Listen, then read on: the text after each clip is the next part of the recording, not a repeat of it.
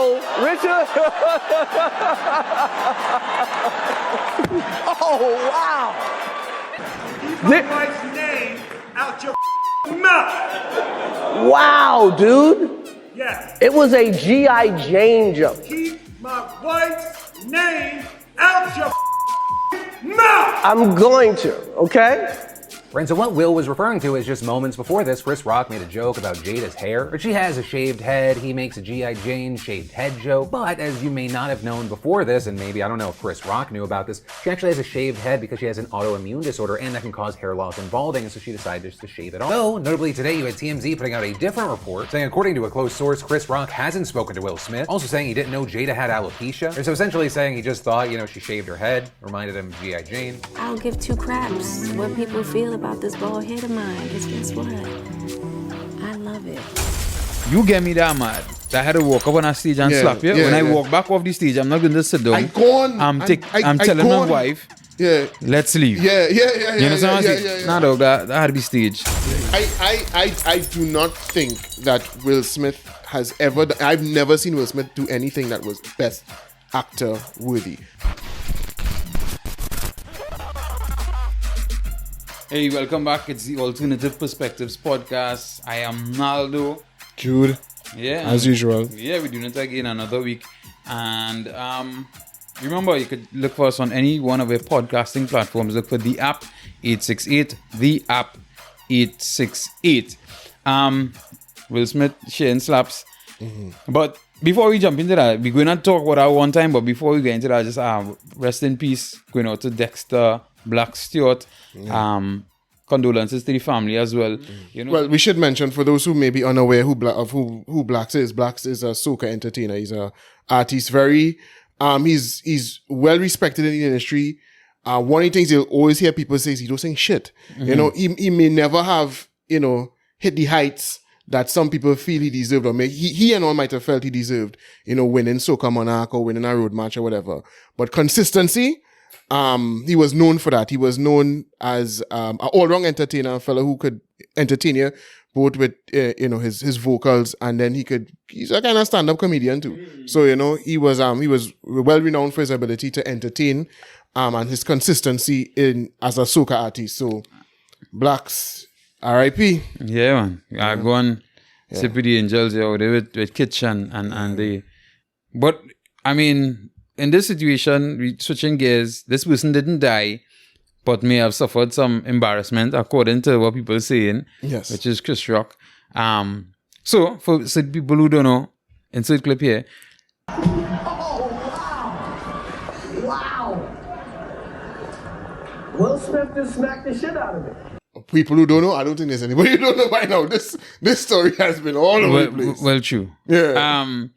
Yeah. No, the thing is, what killed me today on social media, Jude, is how everybody added their story and the narrative to it. Mm-hmm. Now there's a regular thing on social media. Everybody just see something and create a whole backstory now. But even if the story is the story, people go to create a backstory. So people are saying that, listen, Will Smith is an extremely damaged individual, and he has been through so much. As if they know him personally. Yeah, right? That this was the tipping point. I actually heard somebody say today in a YouTube video that was the drip that made the container overflow. You understand? That drip in that situation was the drip to make the container overflow.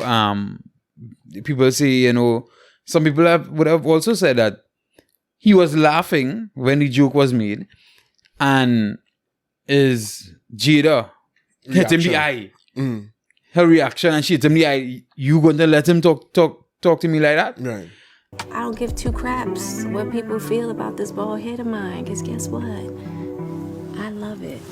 And he decided at that point, no, I need to correct this matter. He had to exert his manhood. Yeah, right? Some people even saying that he was afraid of her, seeking another entanglement after. Yeah. I mean, if he don't man up at that point, if he doesn't channel his inner Tupac, you're right. To, get all thug life on Chris Rock, then she was probably going to go in search of another August. Right? And that's what, that's one of the things they were saying is that, she had really loved Tupac. And Tupac is a man who would have probably done something like that. And he didn't, I don't think so, no. I don't think so. Not in that situation. I actually, the funny thing he is... would have laughed. The funny thing is that everybody's talking, making those Tupac jokes. And I think if Tupac was that, I don't think Tupac would have done that. But then again, maybe Chris Rock wouldn't have made a joke. He might be like, Tupac, boy. He probably would not have tried to poke fun at somebody. That is if Tupac would have even been the same individual, because we talk about Tupac would have been old now. 50-something. Yeah, close to 50, 50-something. So, but I don't think Tupac would have done that. I don't think it. I for reasons we'll come to just now, I don't think it would have get Tupac to do that. Yeah, so no, my stance on it, and I found out Jude's stance, because we went to do the drama podcast earlier today. We podcasting like hell today. Yeah. We went to record a podcast, and now we're coming to record our own. Yes. And my stance was, I saw that like staged. Yeah. And I remember having battles with people all day. Like, personal people, I'm not going to battles on social media. Right. I remember having battles with people all day. People sediment and like, Dan, you see this boy? Nah, dog, that had to be staged. And people trying to argue, no, let me read. I want to read to Shannon Walcott, boy. He's starting this podcast here, right? Right. So Shannon sends it. You see this? I was like, yeah. I said, I think it's all publicity. I said, that show probably runs delayed. You see, now I think it's legit. The fact that the American broadcast try to mute it and to contain it. Will is a broken man. You see, no disrespect to Sharon, but that I didn't expect him to say that. I didn't expect.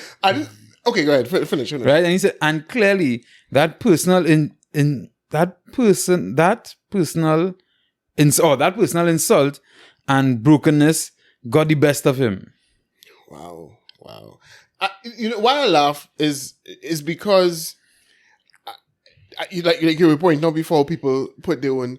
I don't know how people could speak so confidently about somebody they don't know, Now, I could understand if we having a conversation, I tell you, nah, boy, I feel Will Smith, I feel he broke, you know what I mean? But I wouldn't be so, like, like, you tell me it's staged, and I'm, no, he's a broken man. I don't know the man. So, how he could come to So I went on to explain, right? I said, dog, let me be real. We work in live TV. We know what these things are like. Most of these shows run delayed. The award show that we broadcast was, and I'll explain that a bit later on, sorry. And then he was like... Well, you should explain to people what you mean by runs delayed. Really, well, I want to explain that, but I just want to close off Shannon's message, All right? You see, that was a pure slip by Will. Like me not slip in judgment, I guess, right? All right, so let me not go too far before I explain the delayed thing, right? So... in broadcasting, it happens on radio as well, especially talk radio.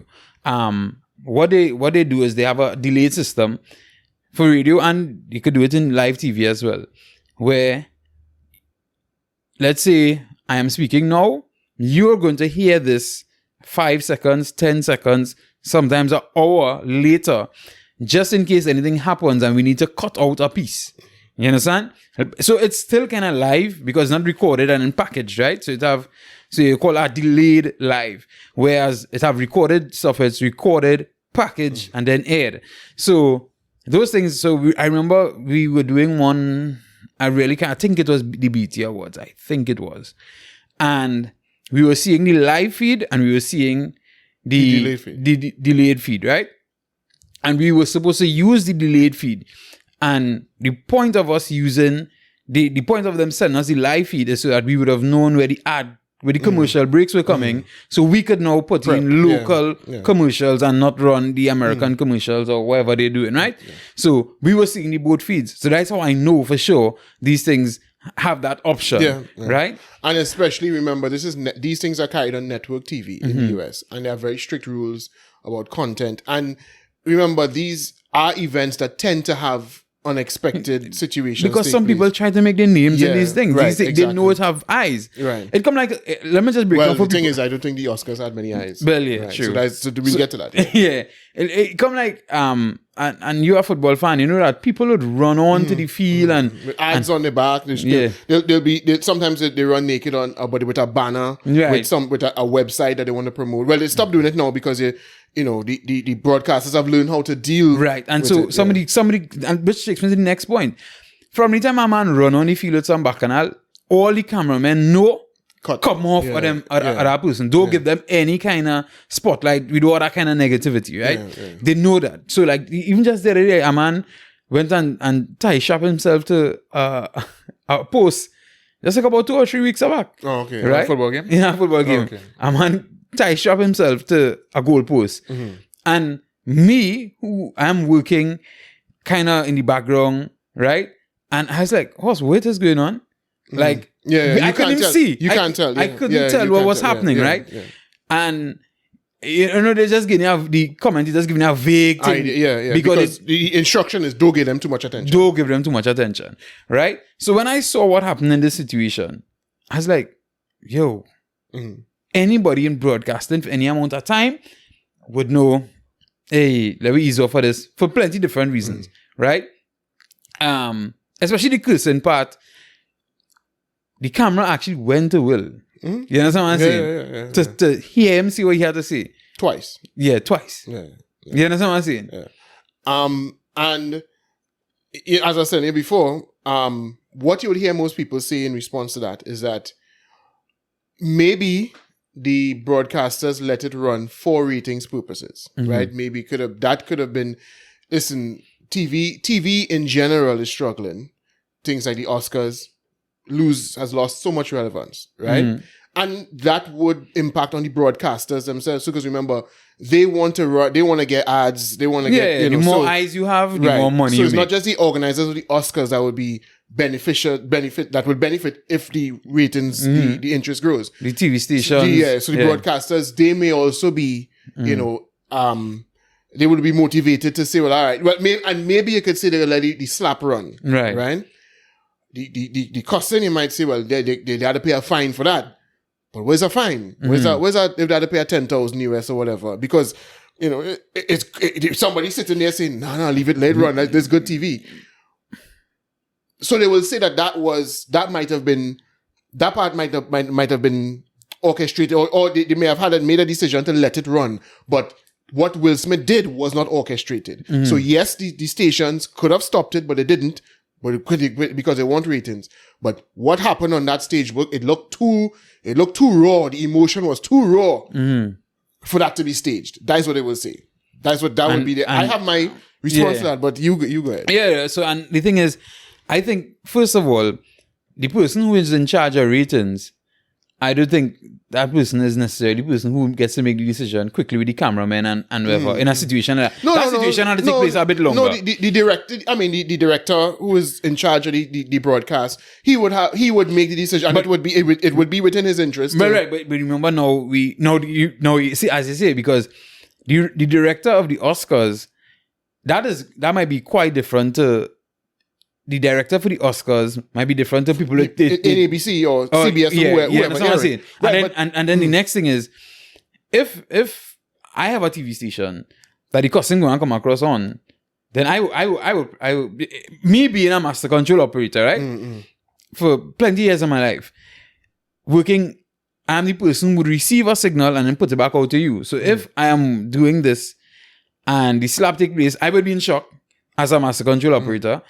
And then when the costing start, if I don't press, do you understand? Because my bosses didn't care about ABC, my bosses didn't care about the Oscars. If I don't press something to whether cut that out or go to a commercial break, I could lose my work. Okay, yeah, but the thing is, if you're saying it was staged, and it means somebody made that decision. Right. So the point is, somebody at some point in time, if it was before the Oscars, no, obviously I don't think the master control operator would have been in. Well, we will be doing this thing with Chris Rock, and no. But the point could have been made that listen, the director is in charge. The director will tell you when to cut away, and the director said, "Nah, keep it on. It's going on, keep it on." And you as the master, you just okay, all right, no problem. I doing what I'm told. You know what I mean? So, at some point in time, even if it was staged, then somebody allowed it to run. They allowed it to run on air. Right. And the thing is, first of all, before we even get into it deeper, that would still have been driven by something other than Will's emotions. Right, exactly, right, precisely. And the next thing is, so coming back to people saying that, okay, maybe the broadcasters, maybe they let it run for ratings, but that was not staged. I keep asking people, if they had cut it, if he didn't go back to his seat and start to cuss and carry on, and they had cut it, or he didn't act up after he slapped him and walk off, there would be no doubt in anybody's mind that was fake. Because everything about that scenario looked fake. It looked like a poorly coordinated fight scene in a movie, right? Will Smith is coming onto the stage after you've made a bad joke about your wife.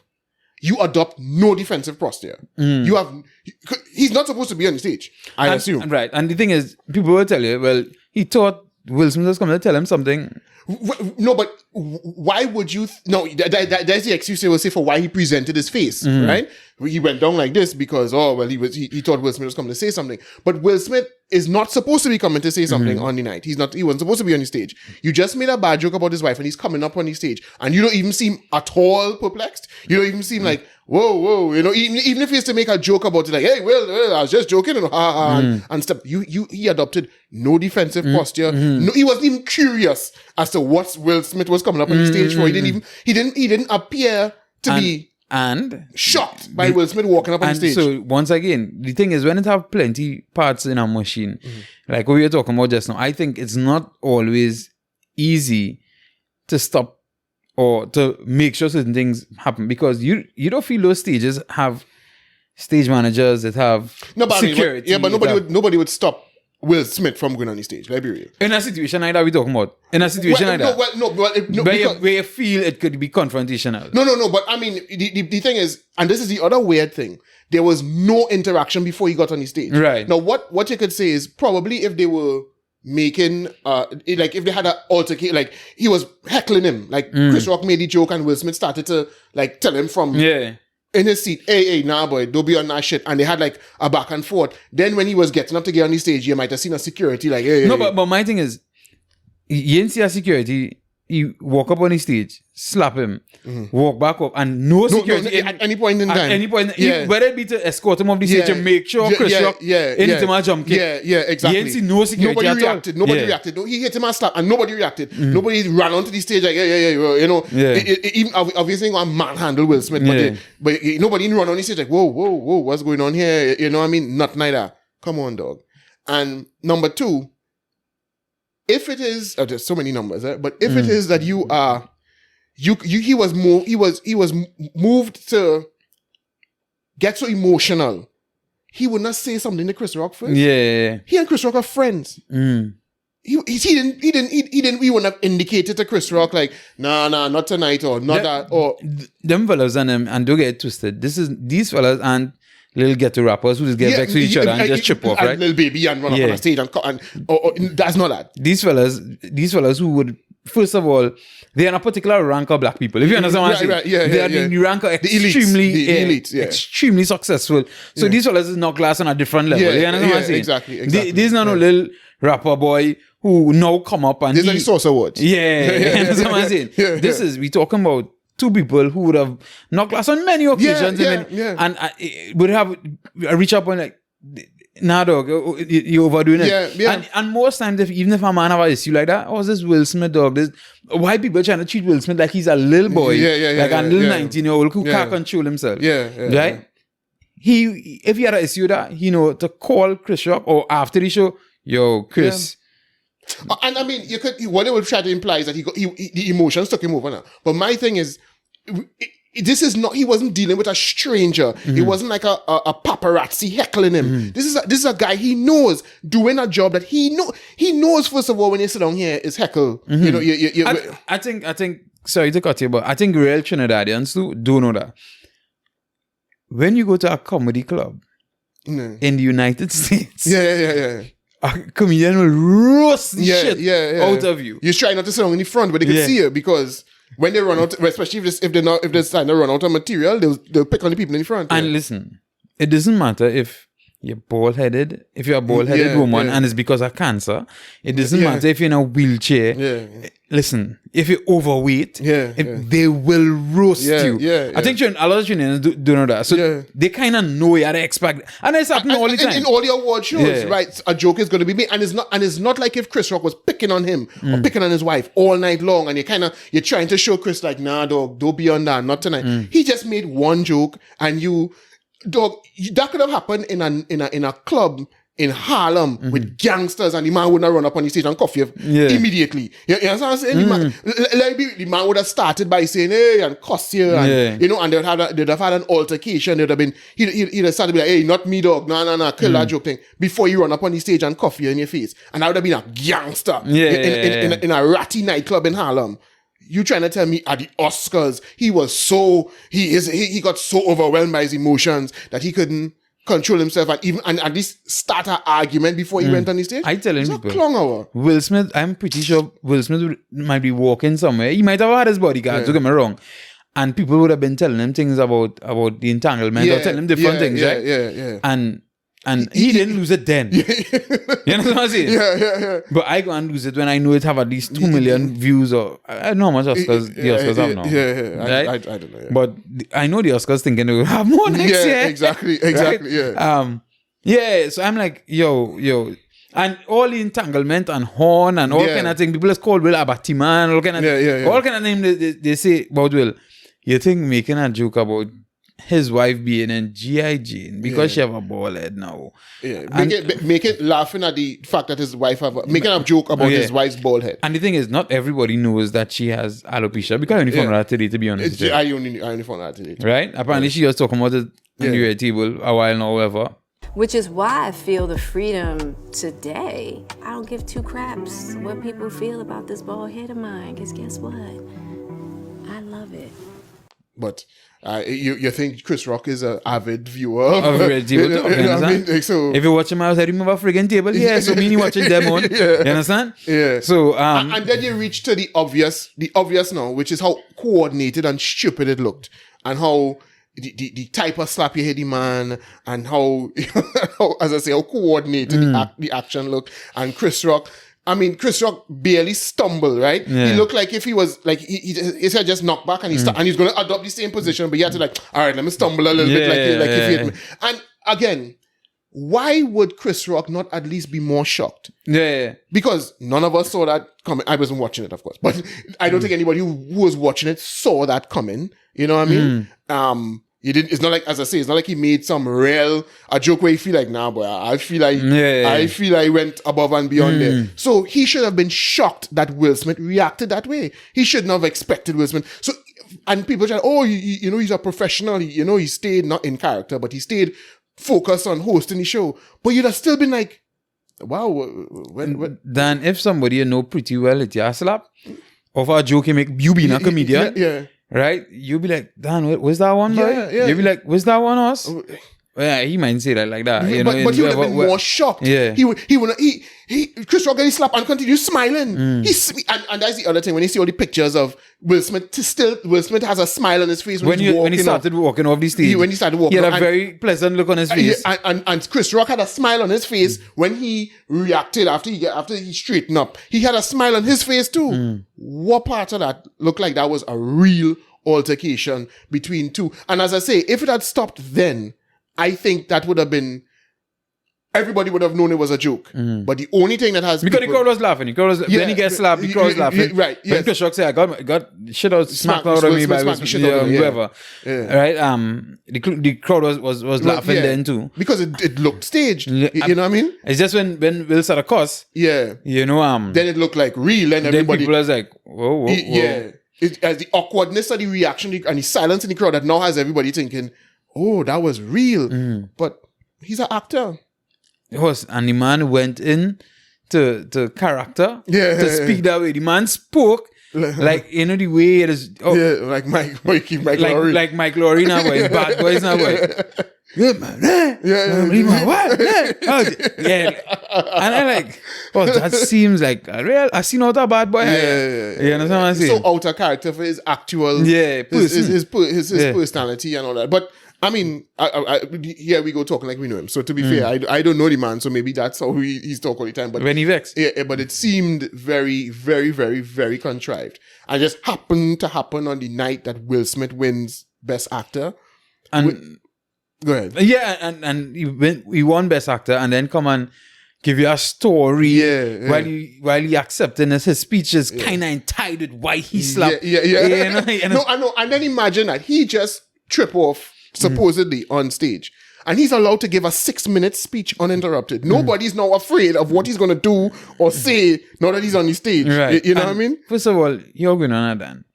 You get me that mad that I had to walk up on a stage and slap you. When I walk back off the stage, I'm not going to sit down. I'm telling my wife, let's leave. You understand what I'm saying? And I think my wife would know after that altercation. My might come back over here, she stand up with everything and we look in the press. Yeah, we look into the press. She not going, if you not going to sit down and right? And then you get the award and come up and in reality as people, horse, the man is an actor. Yeah. Right? That is what he does for a living. And you find it so impossible to believe that he just acted out a scene. He's an actor. He won Best Actor, which is laughable to me. Now, I should mention, I don't care about the Oscars, right? I used to be a huge film fan, and I was one of those people that used to be rooting for a movie for Best Picture and so on every year. For the past maybe 5-6 years, I don't give a fuck what goes on with the Oscars, because the movies have become irrelevant. It's just, they don't do that for the public anymore. That's for them. They come together and they have a nice little circle jerk, and that's their business. They don't choose relevant movies anymore. Even the movies are just self-indulgent anyway. So I don't even know what he won, but listen. You won for King Richard, which is the film where he played Serena and Venus' father. Okay, I didn't see that film. Nah, that's a decent film. I haven't seen it. I would not have even known that Will Smith acted in something that would have been Oscar nomination worthy. You know what I mean? Because I just think Hollywood on a whole has kind of diminished itself. Now there's so much content out there that it's not like a long time where a movie came out and was the buzz at the town. Right, and that's the next thing. It wasn't. I don't think it was a big theater release. Well, probably not here. But I think it was like a Netflix. Well, nothing gonna release in theater. Yeah, well, yeah, you understand? You come to that. You couldn't even release any theater here. You understand? So, but I think it was on Netflix. I believe it was. Right. But I might watch it, and I would hope that I watch it legally. I do not think that Will Smith has ever. I've never seen Will Smith do anything that was Best Actor worthy. I think I understand why he's a superstar. I disagree with you there, but okay. I understand. Pursuit of Happiness, I think. I understand why he's a movie star. He's a charismatic individual. And there are many, many people who make a lot of money off of being movie stars that aren't great actors. He's one of them, right? I don't think he's a very good actor. I think he when he does his serious films, he's basically playing the same character in every one of them. From 7 Pounds to Pursuit of Happiness to was the Concussion with that awful Nigerian accent. I haven't seen that film you're talking about, but somehow I have a feeling it's the same character he's playing. It's the same embodiment and the same range that he portrays as an actor, as opposed to, because think of who has won Best Actor before. People like Daniel Day-Lewis, Jack Nicholson, Denzel Washington, even Jamie Foxx. Jamie Foxx won Best Actor, I right? don't Yeah, he think won so. for Ray. Yeah, he For won Ray, right, yeah. But even Jamie Foxx, and Jamie Foxx is one of those people that people might want to say is kind of one-dimensional. And even he, I think, has a lot more range than Will Smith. So to the idea of him winning... Probably singing too. Well, yeah. Exactly. So the idea of him winning Best Actor is to me laughable. I don't know who he went up against. I don't know what they nominated. I don't know. And I know now everything is diversity, so they're looking for black people to get award to for them to, you know. So, but I just find it strange that all of this happens So on are you that saying same there's night. a possibility that he could have won that as a form of tokenism? Well, I think there are a lot of there's a lot of awards being given out these days for tokenism's sake. Yeah, Jeez. in all of those major award shows. Yeah, there's a lot of that. There's a lot of, well, you know, they heckle us for being Oscar so white last year, so now we don't want to get ridiculed for that anymore, so now let's look for the black, gay, transgender, Muslim, whomever we could put forward, and you know, and that's what. Now, I just find it really strange that on the night that he wins that, an award again that I never thought I would have ever heard Will Smith's name in association. Daniel Day-Lewis, dog. Like, that is a former Best Actor, Daniel Day-Lewis. Leonardo DiCaprio had to wait for 1,000,000 years to get that, dog. That is the kind of caliber of actor we talking about. You putting Will Smith in that category, dog. And as I say, I understand why Will Smith is a superstar. He's an excellent movie star. I understand. Tom Cruise is another one. Yeah. I don't think Tom Cruise is a great actor either.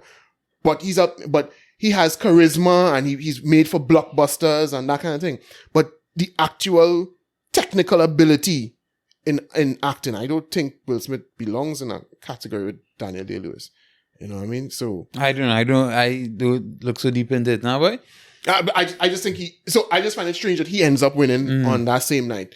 So all in all, nobody could convince me that was not 100%. The man come and cry and the man say, you know, pick up Richard Williams. Richard Williams was a fierce defender of his family. I'm being called on in my life to love people and to protect people. Now, I know to do what we do, you got to be able to take abuse. You got to be able to have people talk crazy about you. I want to be a vessel for love. I want to apologize to the Academy. I want to apologize to all my fellow nominees. I look like crazy father, just like they said about Richard Williams. But love will make you do crazy things.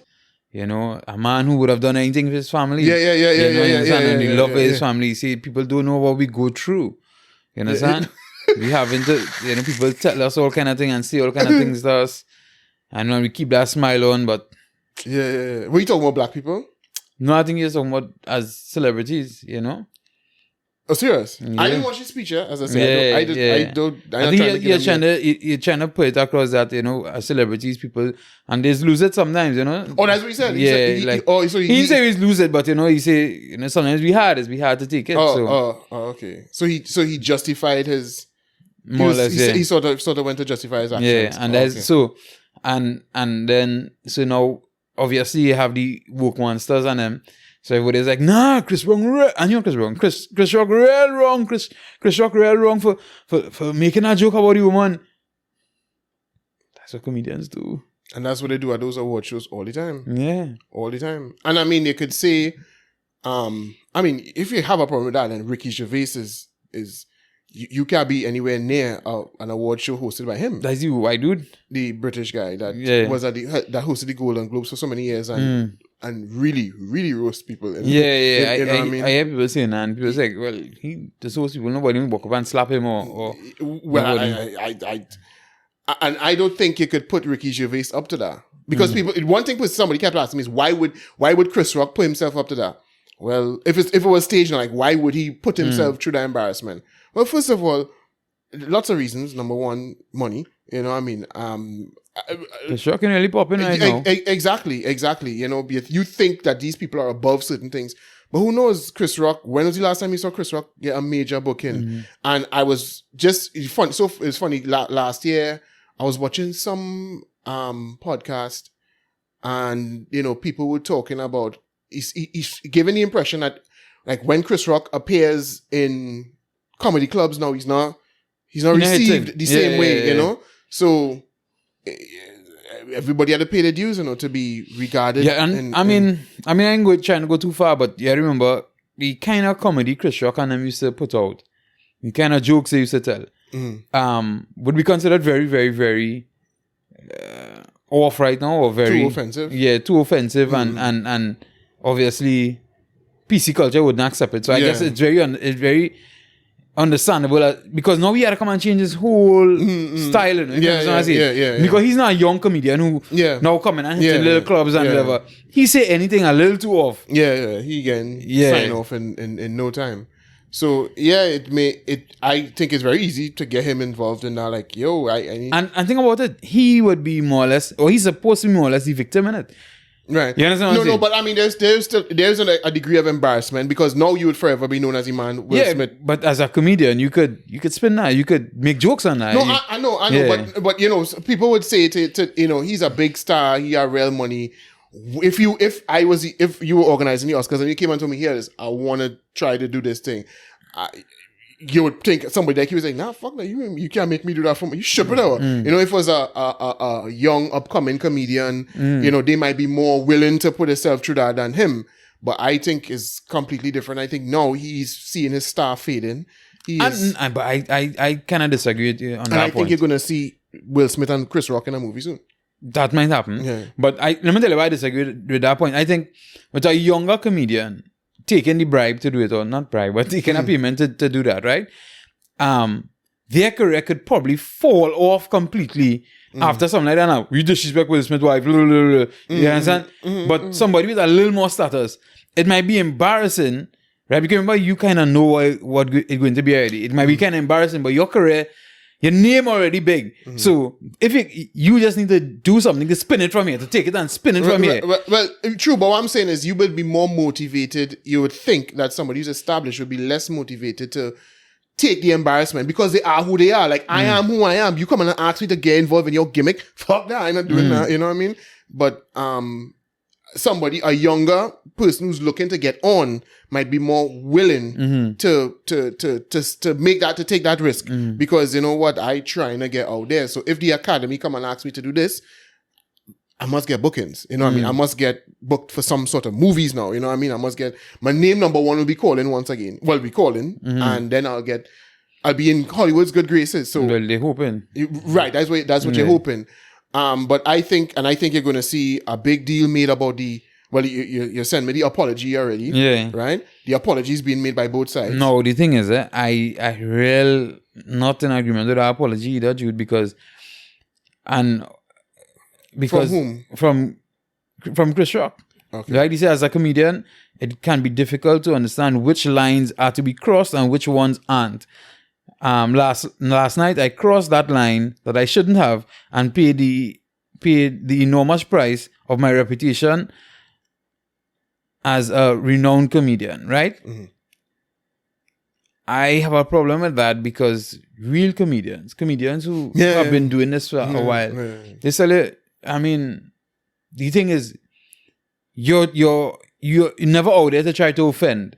It's always a joke, and sometimes after the reaction, it was a bad joke, or it was not good joke. Not meaning a bad joke as a hurtful joke. Funny. It was an unfunny joke. Yeah. But their main thing is to try and it was trying to find the line. Right. And I think he could have said, listen, because he may get sound like he crossed the line, but that's not necessarily. Nobody would have felt that was a you cross the line. You understand what I'm saying? Nobody, unless somebody come and sing Jada Pinkett's sad story in the ears about she alopecia and she was crying, blah blah blah. Unless you personally knew that and went and attacked it and made that joke anyway. Nobody heard that joke and felt, woo, nah boy, dog boy. Nah boy, you're going kind of far. That's not, I've heard so much worse said. You know, when you watch the SPs, right? I haven't watched the SPs in years either. But when you watch the SPs, some of those things, I hear those hosts, and sometimes they don't have just the host doing it. They have like the people, the guests that come on to present. they come on and they make some kind of statements. And when you talk about athletes and you're talking about their capabilities on the field or on the court, you can get people really, really sensitive, right? And they make some kind of jokes that I always feel like, hey, boy, do you want to, especially about like some NFL player or something like that, you really want to make that joke about that man? You know what I mean? That man could see you outside and hit you some and we know NFL players. Little bit. As Will Smith's character in Concussion wanted to let us all know they have some mental health issues, right? And so and you watch the SPs. This makes some kind of jokes about those athletes, and as I say, not personal, but for an athlete making you might as well talk about the mother if you're going to talk about how awful they were last season, right? You know what I mean? I mean to think about it.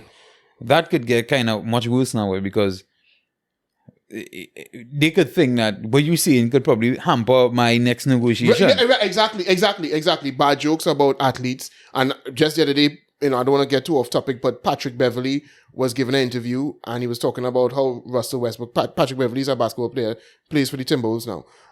He and Russell Westbrook have had a beef ongoing for many years. And there was once a time when Russell Westbrook gave an interview and he was saying that they were asking him about Patrick Beverley's, because he's known for his defense, right? His defense. And they were saying, James Harden scored about 44 points or something like that evening, what do you think about Patrick Beverley's defense? And he was like, Patrick Beverley, he just trick all you. He does this thing. That was the catchphrase. He just tricks. He just trick all you. He just run around. He don't really do nothing. Look, all that commotion and he get 44. And Patrick Beverley was given an interview the other day and he said, listen, when he said that, GMs in the league started thinking, I don't really play defense. Agents started to question. Fans started to question. And he felt like he had to reassert himself as an elite defender in the league. Because once Russell Westbrook, who's an elite, at the time was an elite player, made that statement, it actually affected his ability to ply his trade because people in the game started to feel, wait a minute, maybe Russell Westbrook have a point, he can't really defend. So to your point, making those kinds of jokes could actually affect the negotiations. And in this situation, in the Oscars, they nearly get Jada a walk, boy. She nearly got a walk that she supposed to love. To be G.I. Jane. A strong woman. You understand? And the only thing that would have been, you have to assume that he knew she wasn't bald by choice, and so he should have known not to make that bad joke. But we assume he didn't know that. So he made a joke that nobody in the crowd found was like, whoa. Because when people do those things, when people do make those jokes that people feel like, you're scary, wow, in the crowd. Nobody did that. So he didn't cross no fucking line, Chris Rock. And then coming to say, because I think certain comedians will be like, nah, dog. But it's all PR. This was all PR, and there's a crafted apology, and all of this is bullshit. All of it is, but they've achieved what they wanted, which was to get everybody talking. You know when people started to talk, right? And I said, nah, that's stage. No, you feel, I say, even today I asked a lady, I say, you saw it live? No. You knew the Oscars was last night? No. When's the last time you watched the Oscars?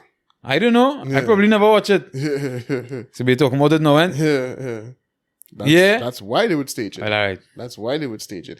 And the thing is, you talking about, and even if people feel it was staged, it still don't make a difference. It was still something that people, and the debate would be hard. Like you and I are having this debate now, and we are, giving them exactly what they wanted. Look, we weren't planning to record tonight, but we kind of rush it because of this. That's why. That's obviously why. So nobody can tell me that was fucking staged. So, Oscars, you'll finally do something good, boy. After all these years, boy. The last time we'll do something good is when we'll get Leonardo the award and I didn't even watch that one either. I didn't watch that one. And I didn't watch that. I just think that last good thing they do. But, right? The second good thing they do in a few years is actually staging this whole scene here. Yeah, move right. For the ratings, I don't think that show has much. They have to revive Hollywood for that to make sense. Yeah, and I again. mean, like, be fair, I mean, not much movies came out within the last 2 years, so I mean, it would have you mean suffered. theater releases. Yeah. That when you're saying Hollywood, that's talking about that level of movies. But to be fair, nothing else other than Marvel movies makes a difference anymore. You might as well not bother to release anything else in cinema these days. Marvel or DC. Well, comic book movies, unless it's that, there's nothing else that is relevant coming out of everything that actually creates a buzz in the culture comes out on TV. So this is where we're going to spend the conversation just a little bit, because we come off of the Will thing and we discuss this. One of the reasons I was hearing for that is because what he was saying is that this era of people aren't necessarily cinema goers now. You understand? Well, yes and no. I think they became not cinema goers because streaming platforms flooded the market with too much content. There's way too much content. No, when I say way too much, not way too much for us, the viewers, the customers. We have more choice. But I mean, first of all, think of what a movie star used to be. You know, a movie star was first of all, it was a disrespect to even ask a movie star to do TV. Now you see movies, you see Sandra Bullock in a Netflix thing, and then she could be on some Hulu thing, and then she has you know what I mean? There used to be a list of actors that just they wouldn't even do commercials, much less TV. You came on, you started with TV, graduated to film, and then you never went back. That's completely changed now because TV is just putting out so much content. If you want to get bookings, you want to work, you kind of had to be on TV. And so that's diluted what it means to be a movie star. It also has diluted what it means to be a blockbuster or a big movie. You know what I mean? When a blockbuster came out before streaming platforms was out, it was the talk of the town. It was it captured everybody's attention. Now, it's just like music, a song come out today and then the next song will come out this afternoon and the next one. And so there's just so much content there that people aren't inclined to go to the cinema anymore because what's on TV is the production value has gotten so great. Yeah. More people ask me if I watch Bridgerton than people ask me if I watch Batman or Spider-Man. I know. That's sad. That's sad. That's sad. Not because Batman is that good or anything. I know. It's just like, why would people ask you about Bridgerton? You don't look like a Bridgerton fan at all. More real. So maybe that's saying something about you. Well, boy, I mean, listen. Bridgerton, I got vibes, man. I never watched it. Serious? Nah, I don't think it's my style. Serious? Yeah, and I didn't think it was your style either. Nah. You might like that, man. You might like that. Yeah, I like it. Well, and the other thing is, with respect to the Oscars, is that they have, as I was saying, alluding to before, they have become not they make it clear that they don't do this for the fans anymore. They do this for themselves. This is a bunch of actors, getting in together in, as I say, one giant circle jerk. But I think recently they realized that they had to start to change it up if they wanted to start back bringing the viewers to the awards itself. I think they realized that because yes, we were complaining like, oh, we never see that movie, we never hear about that movie, we don't know that person, how that person went. And so then they start to see the Leonardo winning, and they come now and they see Will Smith win. Well, no, but I mean, they used to. The thing is, the actors were always known. I mean, there were a few years where people didn't know the actors, but what was happening is that the movies weren't known. So like the actors would win. In the case of Leonardo DiCaprio didn't win for Wolf of Wall Street. He didn't win for Django. He won for The Revenant. No, I love The Revenant. That's a boss movie. But it was not the kind of movie that Leonardo DiCaprio is known for. It was not it was not one of his bigger films. It's kind of like if you want to win an Oscar, you have to make an artsy film that nobody really watch, but only critics like, and that's what's going to get you the nomination, right? And that's okay, but then they started to get kind of like the films that people were getting nominated for, just like, who saw that? who heard of that? Who, like, two people, two art students from some universities and all that, like, who saw that? And come like the critics, sometimes the critics would criticize something and they would say real bad, but then everybody... The audience score is... the audience score, the box office sell out. You understand what I'm saying? I mean, sometimes it is true that that bullshit, people like shit, you know what I mean? So it's just like with music. There's music that's good music, timeless music that you and I know is good music, and then there's dog shit that sells, right? So yes, sometimes the critics may have a point that this movie is garbage, but people might like it. But then there's also a kind of pretentiousness that comes from being a critic, where you feel like, well, I can't be seen to like what the commoners, the commoners, you know what I mean. But to your point, to some extent, they've started to realize how irrelevant they're becoming. So now they're starting to pretend that they like these comic book, and they're trying to make some of these popular movies that aren't that good. They're trying to pretend, like, yeah, that's a piece of art. Like, no, that's not really that's just basically a bullshit comic book movie. Like, don't try to gas me on that now, you know what I mean? But when you start moving away from the audience and you start to turn into, well, we doing this for ourselves, we coming together and patting ourselves on the back and giving ourselves congratulations, that is when you lose me and you lose the audience and you lose relevance. So let's see. They might catch all relevance again next year. I think we will forget all this drama by next year. Yeah. All right? For sure. Because the amount of things that happen every day in the world and the amount of content, as they say, whether it be social media content, the amount of things that flock people's eyes now, they're going to forget this. But I guess the people who in charge of the Oscars, they probably a little backward. And they will try to remind you. Seriously? Next year. I think because I think it's all a strategy. So when the Oscars is coming around next year, they might find some way to insert the fact that something crazy happened last year. And so then they might see the Bannon will coming. No, they wouldn't do that. Oh, okay. Or they might hire Chris Rock to host. He didn't host it, right? Yeah, he hosted. Oh, he hosted it. It wasn't, this girl wasn't supposed to host it. Amy Schumer or something. I think it was him and like 3 girls or some other comedians.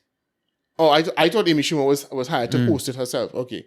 So they have they went to have multi-host some kind of weird format. Yeah. Oh, okay. All right. Amy Schumer. Yeah. Like, okay, that's the best option, right? Kevin Hart was busy. It's 2022, and you must have diversity. So a woman must be involved. So then they could have hired Flame Monroe. You know who's Flame Monroe? No. Okay. That's a transgender comedian. Oh, okay. That is world of diversity there, though. Well, yeah, but she might not have the but you still need to sell. And Amy Schumer is a popular name, you know what I mean? Nah, I think about for the first time the Oscars. No, but even if she might have had to be in conjunction with somebody like Amy Schumer. Yeah, you know what I mean? So, but the first time the Oscars transgender. Yeah. That will probably happen. That will happen soon. Yeah. So and I want to see if they'll have a transgender category. Oh. For not yet. But because I heard it's one of those awards. I think it might have been the Golden Globes or BAFTAs. Oh, the one was BAFTAs because that's the one. That's when Adele made her statement, right? Oh, where they took away the genders from the awards. Right. But they didn't have that in the Oscars. They still had Best Actor and Best Actress. I really can't remember. Oh, okay. Well, I think they might come up with different categories: non-binary, best transgender, best male to female transgender. Best, nah, you ain't gonna get that now. Yeah, boy, listen, it's progressing on. We progressing straight off a cliff, so progress will take us there. I think we starting to see some, because you've seen real pushback for this. Yeah, but Leah Thomas thing, Yeah, no, but we don't want to go down that road. But it will take a while before that reach the Hollywood airheads. They have chosen a path and they have to continue going down that path. And I think next year, maybe not next year, but you might pretty soon see something like, let's have a category to specifically honor transgendered individuals. You see how it goes? Flame will be get you. Dog. I have no idea who the individual Nah, is. Flame real bad boy. Flame is a real good comedian. I must say that. Oh, wait, just now. That's a black woman? Yeah. Right. But she identifies as a woman? I think I No, he says he, she, we. Right. Yeah, I know who you're talking about. Right. So he or she or whoever It's not one of the people who's hung up on pronouns now. And he's one of them that transgender. Let's get vexed with because he just say, listen, I put on this is a character, you know, when I put on when I go into this mode, I go into And he's, you know, he's however say well, like when they go in the church in school, you see you as a man. As the father. And put on a big enough jersey, they didn't go see the breast and whatever. And he go in the school and deal with them and so I know the guy you're talking about. Yeah. Personally, I don't know. The person you're talking about now. But as I say, that one though, then that person can't get that person isn't representative of the it's not proper representative. A representative of the cause, right? The message. So switching gears, more drama. Right? Yes. That I think this drama should end up in a slap though. I think we should see a slap out of Gary Griffith, and then former Commissioner of Police Gary Griffith in a statement on Friday said he has moved on from the interest in the Commissioner of Police post and now eyeing the Prime Minister's position. We should leave this for last because I don't want to talk much about this. But serious? Yeah. Because I don't think there's much to say. But I think there's something we should see a little slap us in. We think when Rowley come out, obviously you get to slap. First of all, I want to say, you have always said this, that he was heading for that work. Yeah. So, you know, give you props. You were right. Yeah. 100% on the ball there. You were saying this is what he was going for. He's now announced that this is what he's going for.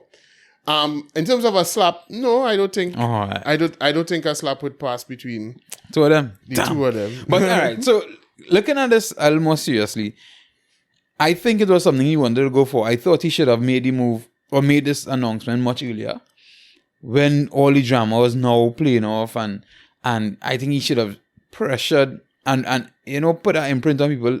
Listen, Dr. Rowley is a corrupt man. I'm not saying he's a corrupt man. I'm saying Gary Griffith should have said that, right? Well, because he was implying that, so he should have been more outright in his accusations. Right, and he should have said, "I'm coming for him, and I'm coming for the position of Prime Minister, but I'm also coming to lock him up."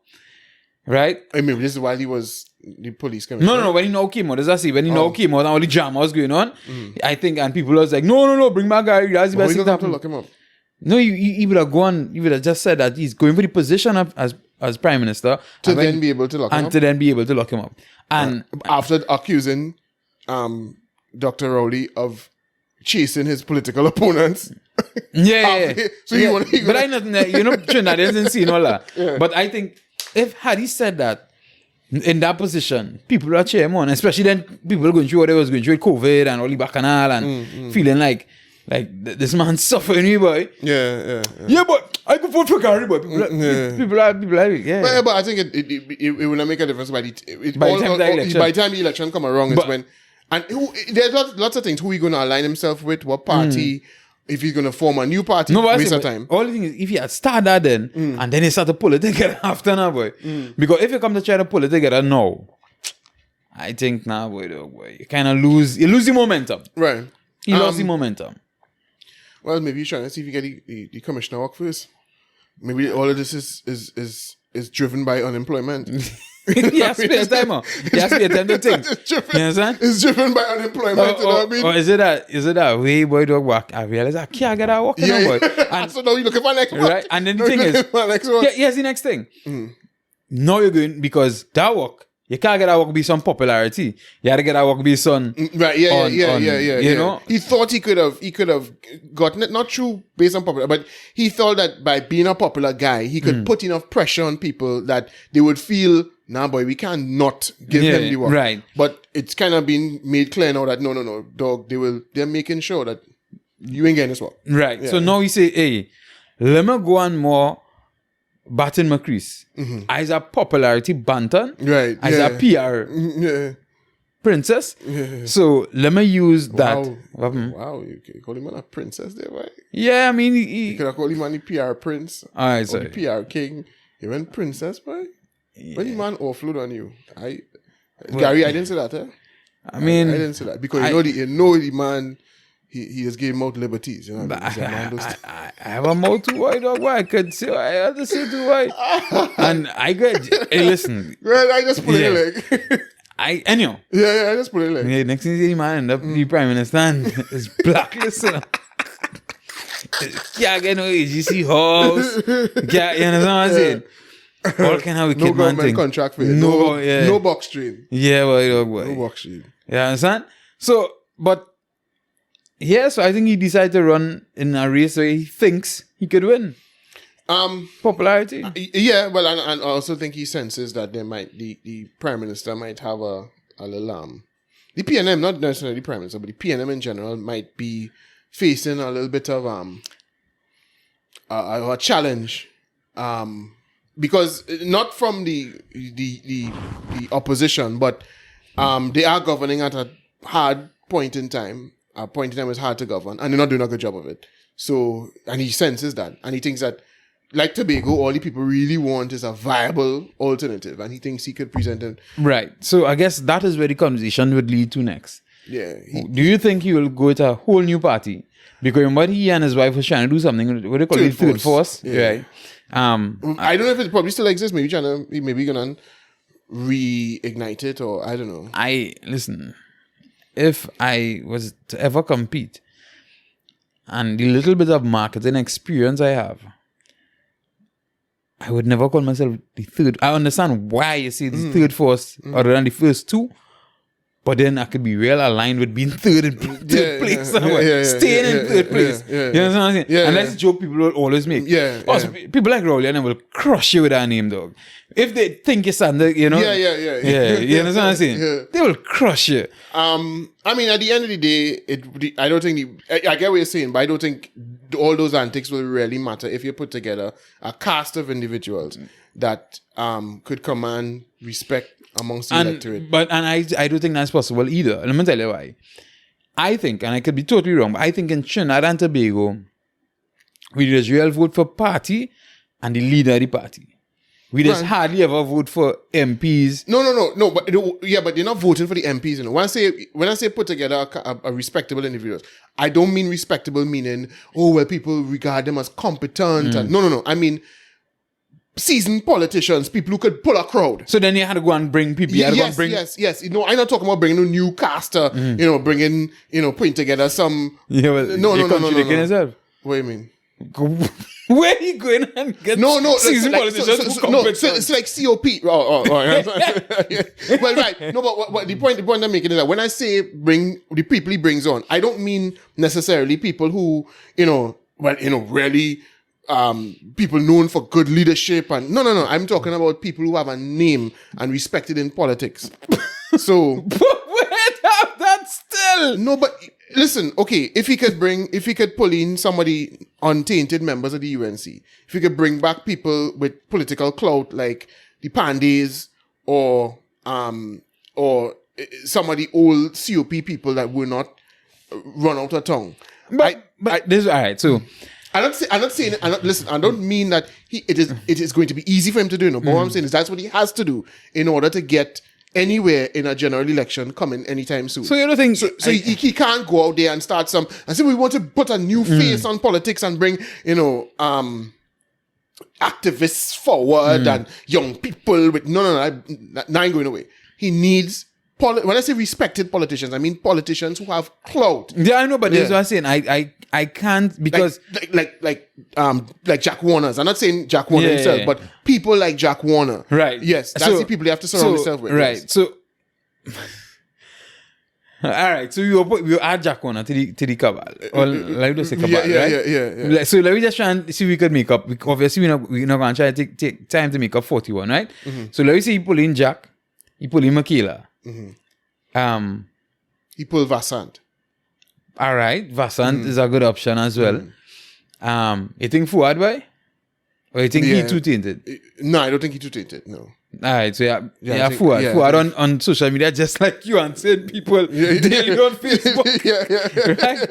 Yeah, I think Fuad is all right, so we ain't doing too bad, man. And I mean, you don't have to fill every position with them, You simply have to, because the problem with bringing a new party in Trinidad is that, as I always say, people don't vote for competence and good governance, and they need to know that it's a party that could be taken seriously. Is a party that could win and could do something for them. So, and what about Jason Williams. Jason Williams, they go do boy. You go for. I don't think he'll add. I mean, you don't think no value. I mean, he didn't win in his own. Yeah, but he did pretty well. I mean, he did pretty well because he's just going for PNM. And Yeah, exactly, and it was a marginal, and if you were supposed to be the difference maker, and it didn't make the difference. So, and there's no disrespect to him. I just simply mean I don't know that his name carries a lot of weight amongst the average because grassroots so we voter. have about 5 people already, right? So you think about 2 more, just enough people that sit at the head table, Right. To form an executive committee for the party, for people to take them seriously, for people to say, yeah, this is a party. Feel Philip could fall in? No. All right, no Philip. No. What about Watson, boy? Philip will taint you. What about Watson? Now, well, he can leave his current party. Well, I mean to form a coalition with them. Probably that. Right. Yeah. You could form another PP. With people. So like he'd have to leave his party. You have your party. Yeah. But let them know if you working together. Right. And to form battle a this, ticket. to battle this election. Yeah. All of that could work. Yeah. Yeah. So if you Watson is a good option. To bring. Yeah, for sure. To bring support to the party. You know and how weight to the- man I feel could get in this thing too and shake up the place a little bit too, boy. Ansel boy, dog boy. Roger boy. You don't feel so? I think when trade union leaders get involved in politics, and that has happened many times before. Earl McLeod, was the current woman. Labor minister name again? I can't remember. Yeah, I forget your name, but that woman. Yeah. So it has happened before, but I think they have a tendency to get more scrutiny. Something Batiste is something. Yeah. Whoever. Insert. Yeah, we'll find out. Yeah. Yeah. You think people, let's say when they go, they'll change? Well, not, but there's people just look at them like, you confirm what I always thought. This is what you're going after. And I mean, in the case of the ones who did it before, I don't think they were difference makers. But I think if it depended on them to make the difference, I don't think I don't think you'll make it. I think because people get very suspicious when they see people like that make that changeover. So then probably just need them to kind of support, just to be on the sideline. Yeah, exactly. But don't actually go for a position in the party. Yeah, exactly. Because I think when they go full political, and the fear with them fellas is when they go and fail, they can't go back to what they're doing before. So you have to make it real enticing for them to leave. But I think you run the risk of tainting your party if you depend on them. Let me just get this clear. I am in no way trying to say Ansel Roger is a great person. He's a, I know great at politics. Yeah. I just want, because I don't want nobody. I have some people, personal friends of mine who had some jet battles with them now, boy. Oh, serious? Yeah. And Ansel Roger hate that man. Well, one of them particularly hate that man. Hate him.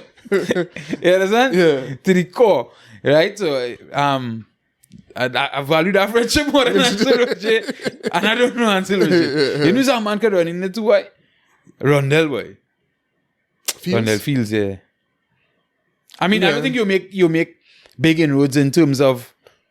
But he could be one of the people if you look into is Diego Martin living? No, he live in Central boy. Canopia, and he never used to live there. I never used to live there a long time. I know he's lived Canopia. Now he's real plenty in the area in Central. Real plenty. Oh, when I thought I thought he's living there. Anyway, but he is one of them who, if you're trying to put together a cast of MPs, he's probably again not a difference maker, but somebody who could make it seem like you're trying to bring a different vibes to the politics, some competence to the politics. Yeah, you could. I wouldn't, anybody who I feel is doing good works out there, I would encourage them to stay away from politics. So I wouldn't hope he would make that choice. Right. But what about if they step to you, boy, dog boy? Me? They to get involved in politics? Yeah, they say, well, boy, realize you hear the podcast. Not even a little bit. Serious? Not even a little bit. Name them, make a quick mill, boy, dog boy. I take in walk, boy, dog boy. It's really nice. I as much as I want money, dog, I need money. I had to be able to live with myself. I had to be able to sleep on the night. No, but if it's a new party and you feel you could get the party to do things But I Better mean, than- if the party starting off by paying me $1 million to join in, then they already know they're on the wrong track. So no, I know they can't be for real. But no, as they just say. No. But okay, if they come into me, they're a new party, and they come into me because they're genuine, and no, I still don't want. I want no involvement. Yes. Because the game of if you want to help people outside of politics. Politics shackles you. I know, So I know, I don't believe anybody who claims when they go in, who say they're going into politics, tell people, I don't believe you. The great Larry Lumsden tell me that. Okay, all right, yeah. If you really want to help people, politics shackles you. You are now beholden to financiers and to even if you leave financiers out of it, now you're beholden to the opinions. You're running a popularity contest, so you had to kind of do that, lick my finger and put my hand in the air. You can't stand on principle. If I'm a principled person, I believe this is the right thing to do. But it's unpopular amongst people. I can't do that. But if I am self-funded or I have an organization that I run, that I raise funds for, then I could do what I want. And I could stand up on a principle. I could say, listen, this is what I feel must be done. And so, let's do that. So you could do a lot more outside of politics than in politics. So I don't believe anybody who's not naive, who told me, well, I think things need to change up, so that's why I go in. Nah, you're lying. What about Gypsy? You feel Gypsy? What happened to him? You feel you could join the you feel he too tainted? But the thing is, but because any boat boy, he going on. Because well, I mean, he will say that is true. He going wherever he thinks progress could be made. okay. So he will probably. You don't feel a part of the demographic, the older demographic, the them.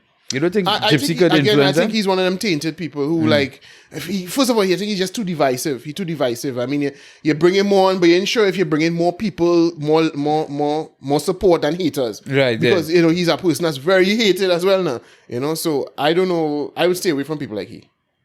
I would stay away from people. Right, well, boy, Gary, no get. Would you vote for him? That's what I would ask. Would I vote for him? Voting for him as prime minister. Years ago, yeah, not after his stint as police commissioner. And I always say, and you were one of the people who told me about a different story, but I always said one thing I loved about him is that he called out the People's Partnership while he was there in the party and while they were in government.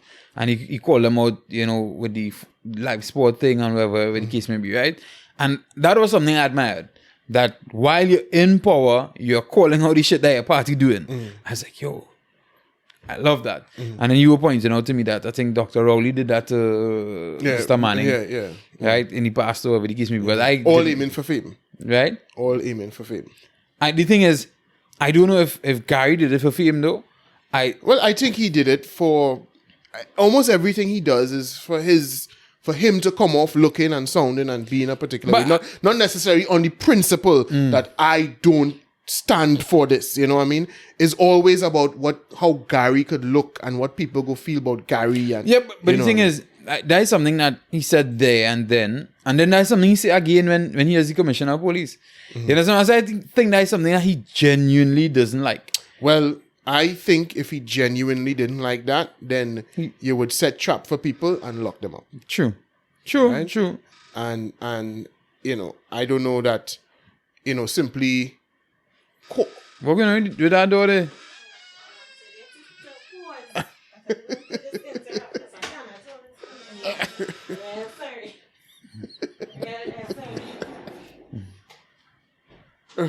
So that's the pause. Yeah, so back to what we were talking about with you believe everything he was doing was off a fame thing and making sure he looked good. Yeah, I think, listen, now, I mean, obviously, you would prefer, you could take away, you will take it however you could get it. If somebody doing the right thing, wherever the motivation is, you're rather that than them doing the wrong thing. But the difference is that when somebody's doing something based off of principles, then you could expect them to follow through all the way. There would be people who would never stand for that sort of nonsense at any point in time. But when they're doing it for PR purposes, for instance, he may have seen many things he didn't like when he was in the PP, but when he saw something that he thought might come and look backfire on him, or something that he felt, well, this will become public, so I want to get ahead of this, so this is the thing I'm going to make. listen, I don't know anything about the any corruption in the police service or whoever, right? And I'm not saying that was happening. But if I had seen a lot of that being cracked down upon while he was there, even the people who they said were close to him, who were kind of engaged in questionable behavior. You know what I mean? Is it that those people, all those accusations were just completely made up, and those people were perfect individuals? But I don't know that. So I can't rest assured that if you haven't displayed yourself to be somebody whose actions are motivated by a dedication to principle, I can never trust that what you're doing it for the right reasons, and therefore I could trust. Nah, he's a man. I know him. He would never stand for that. Oh, it might be that you'll stand for that if it ain't gonna be something that will ever become public, or it's not something you can make hay off of. So you're not gonna make it. So if he was, as I say, setting traps and locking up people, then I would be. Well, I mean, I agree with you with that, because I told people, when people were talking about, Gary Griffith is the best thing that happened to the police, as the police commissioner, blah, blah, blah. It's like, yeah, but the big boys still not getting locked up. Yeah. You understand what I'm saying? Yeah. You're running down all them little criminal and them, or you're running down all them little fellas and them on the beat term or in all them areas, and they still in real illegals in all these small men, people who say thing about you on Facebook, you're finding them. But I was like, where the big fish on them? The big guns, the big amount of drugs. You understand what I'm saying? They finding shipments and thing, but who it tied to? Things will leave countries and they'll ship to nobody. Yeah. Exactly. And I always have a very big, huge distrust for somebody who's always talking about themselves. Like, if I am a public servant and it is my job to manage a particular branch of government or agency or something like that, then I would always keep my conversation based on the business of the day. He is always about me and what happened under me and when I was did this, and that's why that you're talking to a politician, not to a manager or a CEO. You know what I mean? You ever hear Jeff Bezos, where he was still acting as the CEO of Amazon? He used to talk like that. He said, well, me and last year I did, and me and you know what I mean, and me and. I'm not a CEO who used to talk like that. Yeah, we know CEOs who used to talk about that. Who used to talk like that. But I CEOs of places that run like parlors. You understand? No place that run not like a talk shop will have a CEO who does talk like that. But we know CEOs who talk like that. Who not a CEO, a CEO. Sorry, we know several CEOs who spoke like that, because that was they were running a talk shop, or they were running the place like a talk shop. Today's number is. So anytime you have somebody, I just immediately it turn me off, because you're showing me you're not about the business of the day, you're about you. You know what I mean? You don't stop campaigning. Cool, but I was going to look for this next thing that we're going to jump into here. But boy, that would have been so far up in conversations. But what's that? Yeah, this situation with restrictions kind of being lifted, not lifted, half lifted. First of all, I want to start off by saying somebody needs to have a conversation with Dr. Rowley about speaking. Because up to Sunday, I know a lot of people who were very confused as to if the safe zone stuff was stopped already. Because a lot of people felt, based on how he said it, that the rivers and beaches, the restrictions for the rivers and beaches, that was stopping on the 4th of April. But the safe zone situation done from now had stopped one time. Yeah.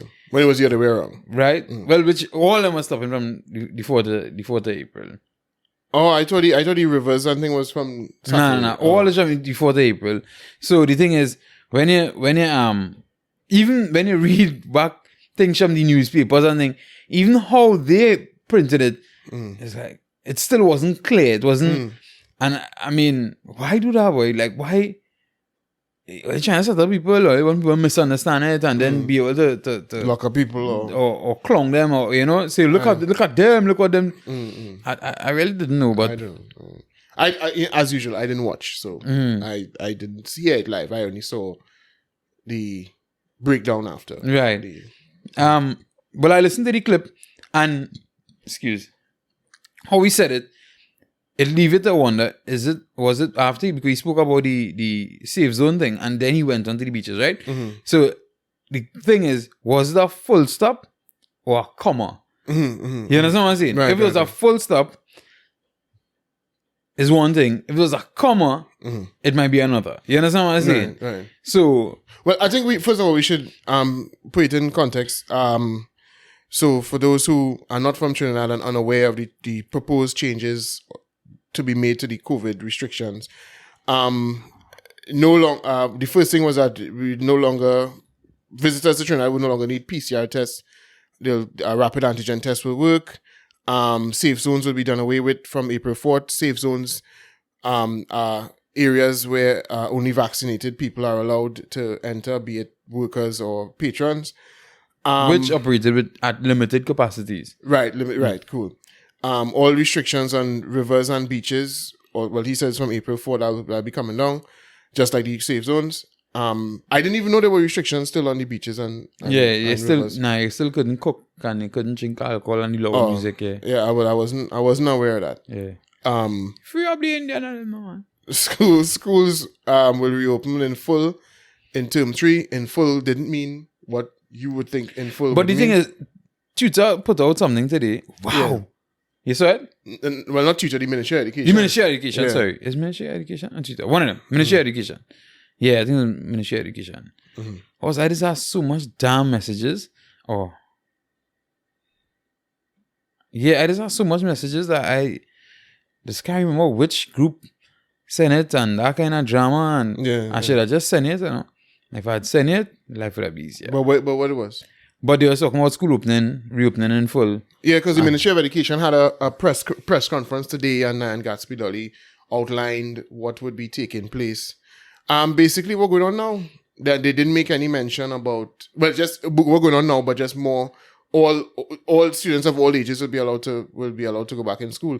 There was no clarification that I could find about whether or not they'll still be doing rotation. Right. So yeah, this is it. Breaking news: Ministry of Education, SCA to be held on the Thursday, the 31st of March, 2022. That's Thursday coming. All schools will reopen to in-person teaching and learning. Yeah. So if this all schools will reopen to in-person, what I mean? Does that still mean in-person sometimes? Well, I'm now seeing something here on Loop TT that's saying no rotational schedule. So classes will be conducted as they were pre-COVID with regular timetables and school hours to be maintained. Whole school assemblies will resume. So apparently there was clarification. I didn't get that from the Press conference. The press conference, the breakdown from the press conference. But yes, Loop is reporting that no rotational schedule will be in place. Right, they also say all... No, but and I should mention as well, my daughter's secondary school, they told them since last week or week before that they would be, come third term, there would be no rotation. But I didn't know if that was just for them as they are in preparation for exams and they would have a different thing in place for children in other classes. Yeah. Right, all sporting and extracurricular activities will resume along with the school feeding program. Yeah. Right? So up to now, for the children to be the other thing is masks and temperature checks will be in place. Oh, so you got that from the thing today? Yes, that was stated by the ministry and is also in the Loop report as well. All health protocols must be maintained. Only ECCE students, meaning the early childhood, will be exempt from mask wearing. Students at all other levels are required to wear masks. So that's even first year, so 5-year-olds, 6-year-olds. Infants in a primary school are going to be required to wear masks while in school. All right. So we going down the Dotish Road.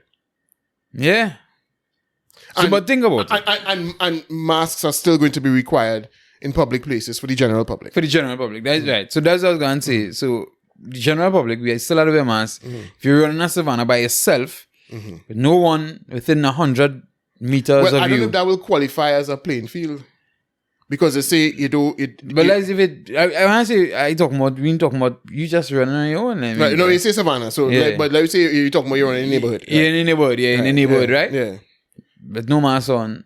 The police could Yes. Right? They're probably not going to. They to be probably fair. mightn't. They But then again, it's just need to catch one on a bad day. Yeah, yeah. You understand what I'm saying? Yeah. And that has always been my point now, boy. Don't leave anything in place. So when a man having a bad day, Yeah. that he could take it out on me now, boy. Yeah, yeah. You understand what I'm saying? Yeah. Don't leave me in that position. That shipping is still going on. I'm telling you, it's a real jam, man. Look, I've been real honest with you. Like sometimes, because I know any mask in the car, right? I might stop by the shop, like the shop right out the way now. Yeah. You turn, hey, well, I buy water or buy Yeah. something for that, you know, for the chair and whatever. And they come out the car, all that mask, like, shit, boy, spin back wrong. I talking about you're not going in a yard. Yeah, You're talking about the yeah. parlors on the pavement now. Yeah. Right? So you're not and The way the part that's jumping about that? nah, but the police station hide it too. Oh, you know what I'm saying? yeah, As I say, yeah. I don't want nobody. You know what I'm saying? Yeah. Look at all you. Away, man. Because from the time they started, I got flip up one time. So, yeah, you know, better I do put myself in that position. And don't get it twisted, you know. I feel it got some punk police interviewing people who don't feel as your family in the car just now, or doing it already. You know what I'm saying? That don't look like your family in that car. All of it don't look like family members. Yeah. You know what I'm saying? And them kind of shipping, because in Trinidad and Tobago, you could only not wear a mask, or you don't need to wear a mask if it's your family in the car. They didn't say your private vehicle. Yeah. If it's Only if it's your family members. Yeah. Right. And presumably you would think that meant household family members, not just is your cousin who come from the States. Yeah, You know what I'm saying? Right. It is now listen to what, and this is going to cause a bacchanal. I'm predicting this soon. If they don't drop it before the children go back out to school, because I also suspect that they probably might drop it before the children go back out to school. okay. Because I'm thinking, and my wife was pointing out that it's 2 weeks between the April 4th and when school opens. I know that they like to, 14 days have passed and we ain't seen no big deal. So they go say, well, all right, we go drop this last thing. But when you're telling people they could fet, Like normal. but then you're telling children, well, no, you're claiming, you're pretending that when they go a fet, you still have to wear a mask, right? But nobody's going to do that. And then you're going to put my children through stress, little 5 and 6 year old children into stress when they go to school. Somebody's going to start to look at that and point, what shit you doing? Like they've been doing in the States, you know, saying, but how come we could have a Super Bowl with 20,000 people and nobody wearing a mask in the stadium, but the next day the children had to wear masks to sit down in school? What are you doing? Somebody's going to point that out pretty soon. Like, hey, people are behaving all willy-nilly out here, but you're putting my children through stress. Are you crazy?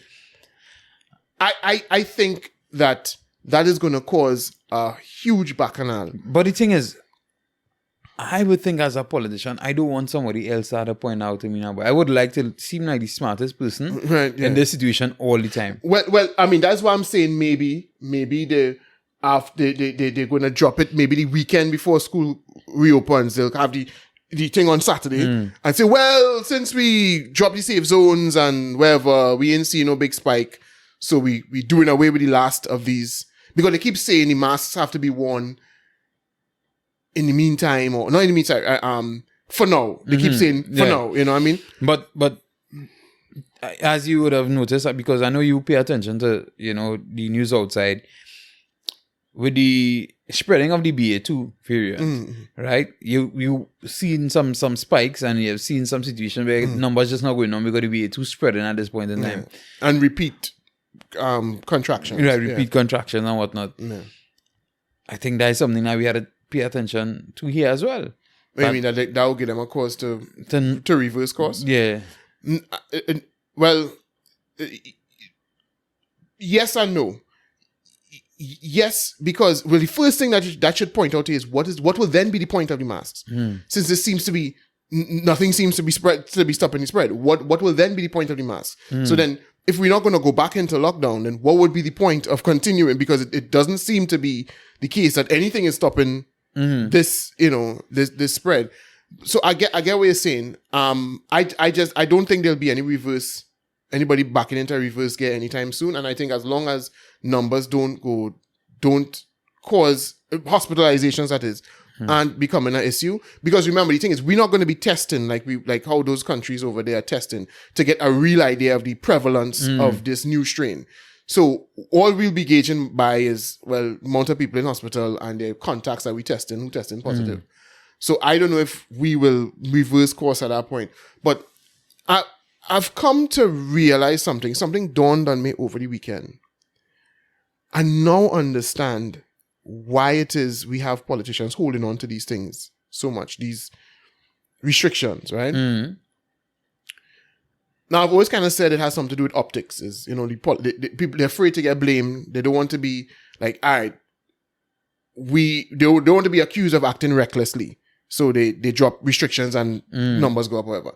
But that's part of it. There's also another part of it, and it's the superstition, the superstitious behavior exhibited in, you're seeing superstition coming out in policy making. And I'm explaining. I'm not going to say, I don't unpack that some more. Right. Now, remember, I kept telling you in the beginning of this thing that it used to baffle me that there were people who would come around me all the time for not taking it seriously or not being fair. They would get angry with me because I didn't seem to be frightened of the virus, right? At least the way they were frightened. But then they would be engaging in far riskier behavior than I was. You know, I would be like, I don't understand. So you are the same one who's you know, chanting from sun up to sundown that this thing, you know, don't play with it. But then you go into more family gatherings and family limes and having more people over to your house than me. You know what I mean? I'm not really engaging in that. But you're the one who's trying to tell me that I'm not taking it seriously. And then I realized, you know what that is? They kind of treat COVID like COVID is a god. And you have to pay reverence to the god, or else the god will smite you. You understand what I'm saying? If you don't vocalize that you're afraid, no, it doesn't matter how you're behaving, right? Because COVID knows your heart, right? So COVID knows your intentions, and COVID knows, oh God, you just lie with you. You ain't gonna zest. If you're gonna zest now, COVID will come for you. But you just have your friends and your fam, and all of this come together and have a church service about how bad COVID is. All of you, the same people who are chanting from sun up to sun like COVID still, they are coming together doing the one thing they're not supposed to do. But they feel they're protected because while they're together talking, they're talking non-stop about, boy, this COVID thing, and you see, she don't take it seriously, and she don't wear she mask, and he does do that, right?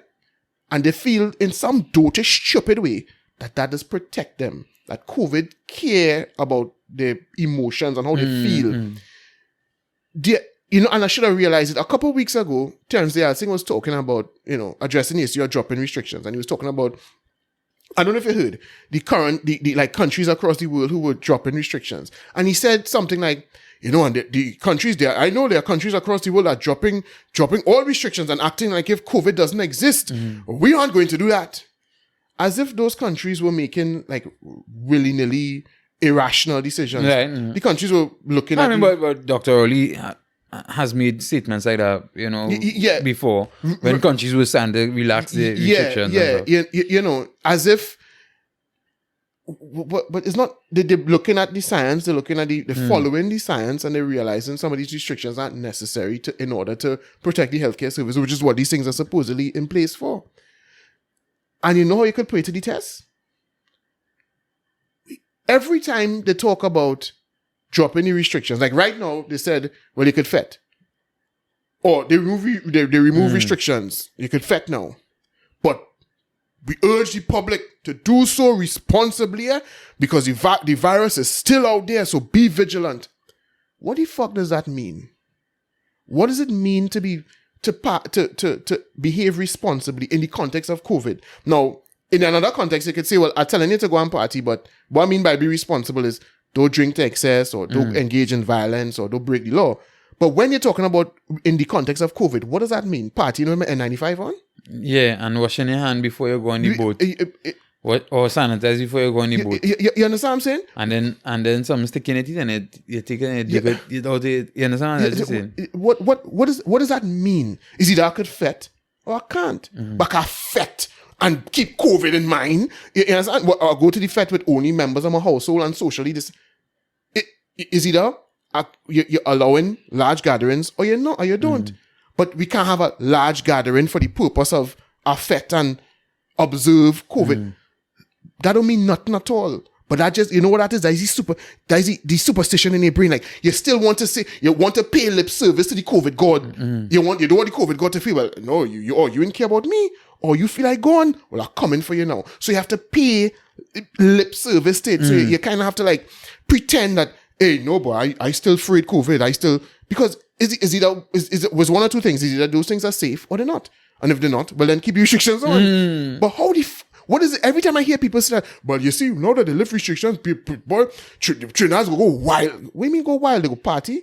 Well, that isn't that what he said is okay? You understand what I'm saying? No, I think, but you know, we go over the what? Over the what? We'll come and cough in each other's face.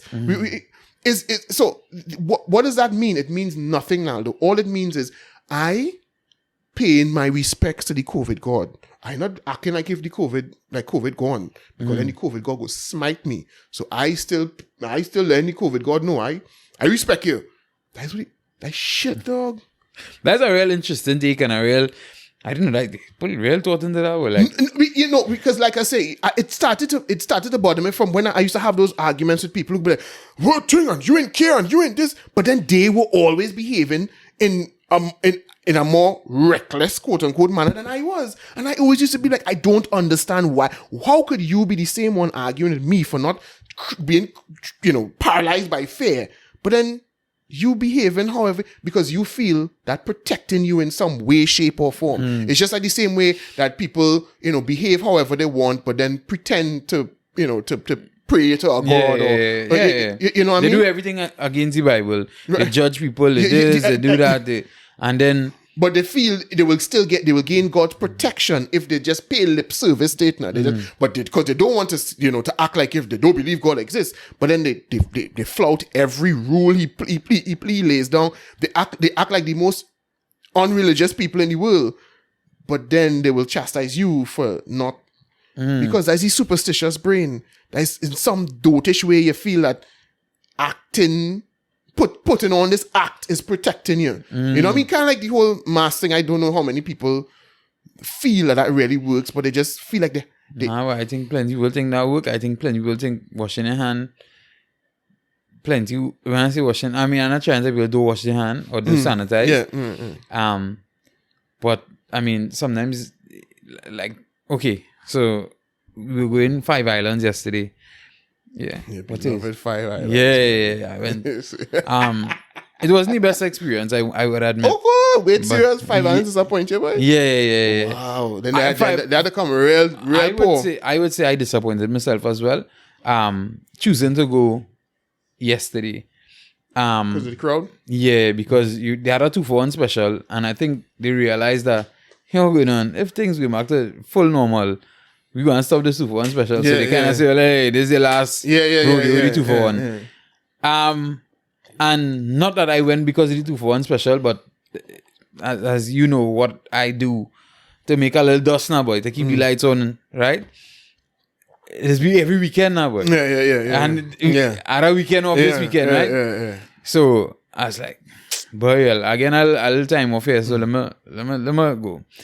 And I was talking about people jam up on people in a line, extremely long line outside.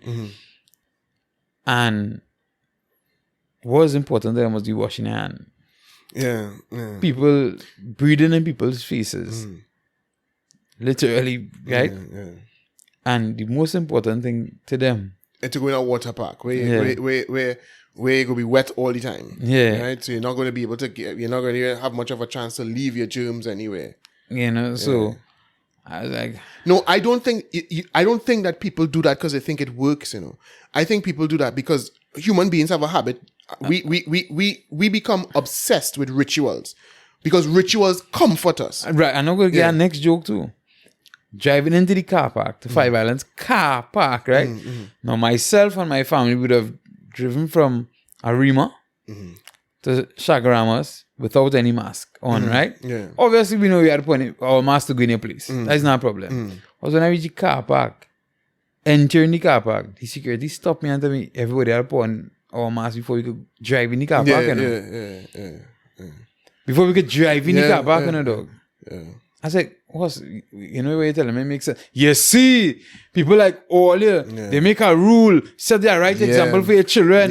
You understand? I said, who make this rule? Yeah. The government. And what's the rule? And what's the rule? Nobody had set no rule about driving in a car park. The rule is when I'm in public, I don't wear a mask, but I'm not in public yet. I can come out the car. You know what I'm saying? I'm still in my vehicle, so I don't understand what you're trying to say. I can understand if you tell me, well, as soon as you come out, you have to put on the mask. Okay. No, and the thing is, when we were pulling up to the gate, right?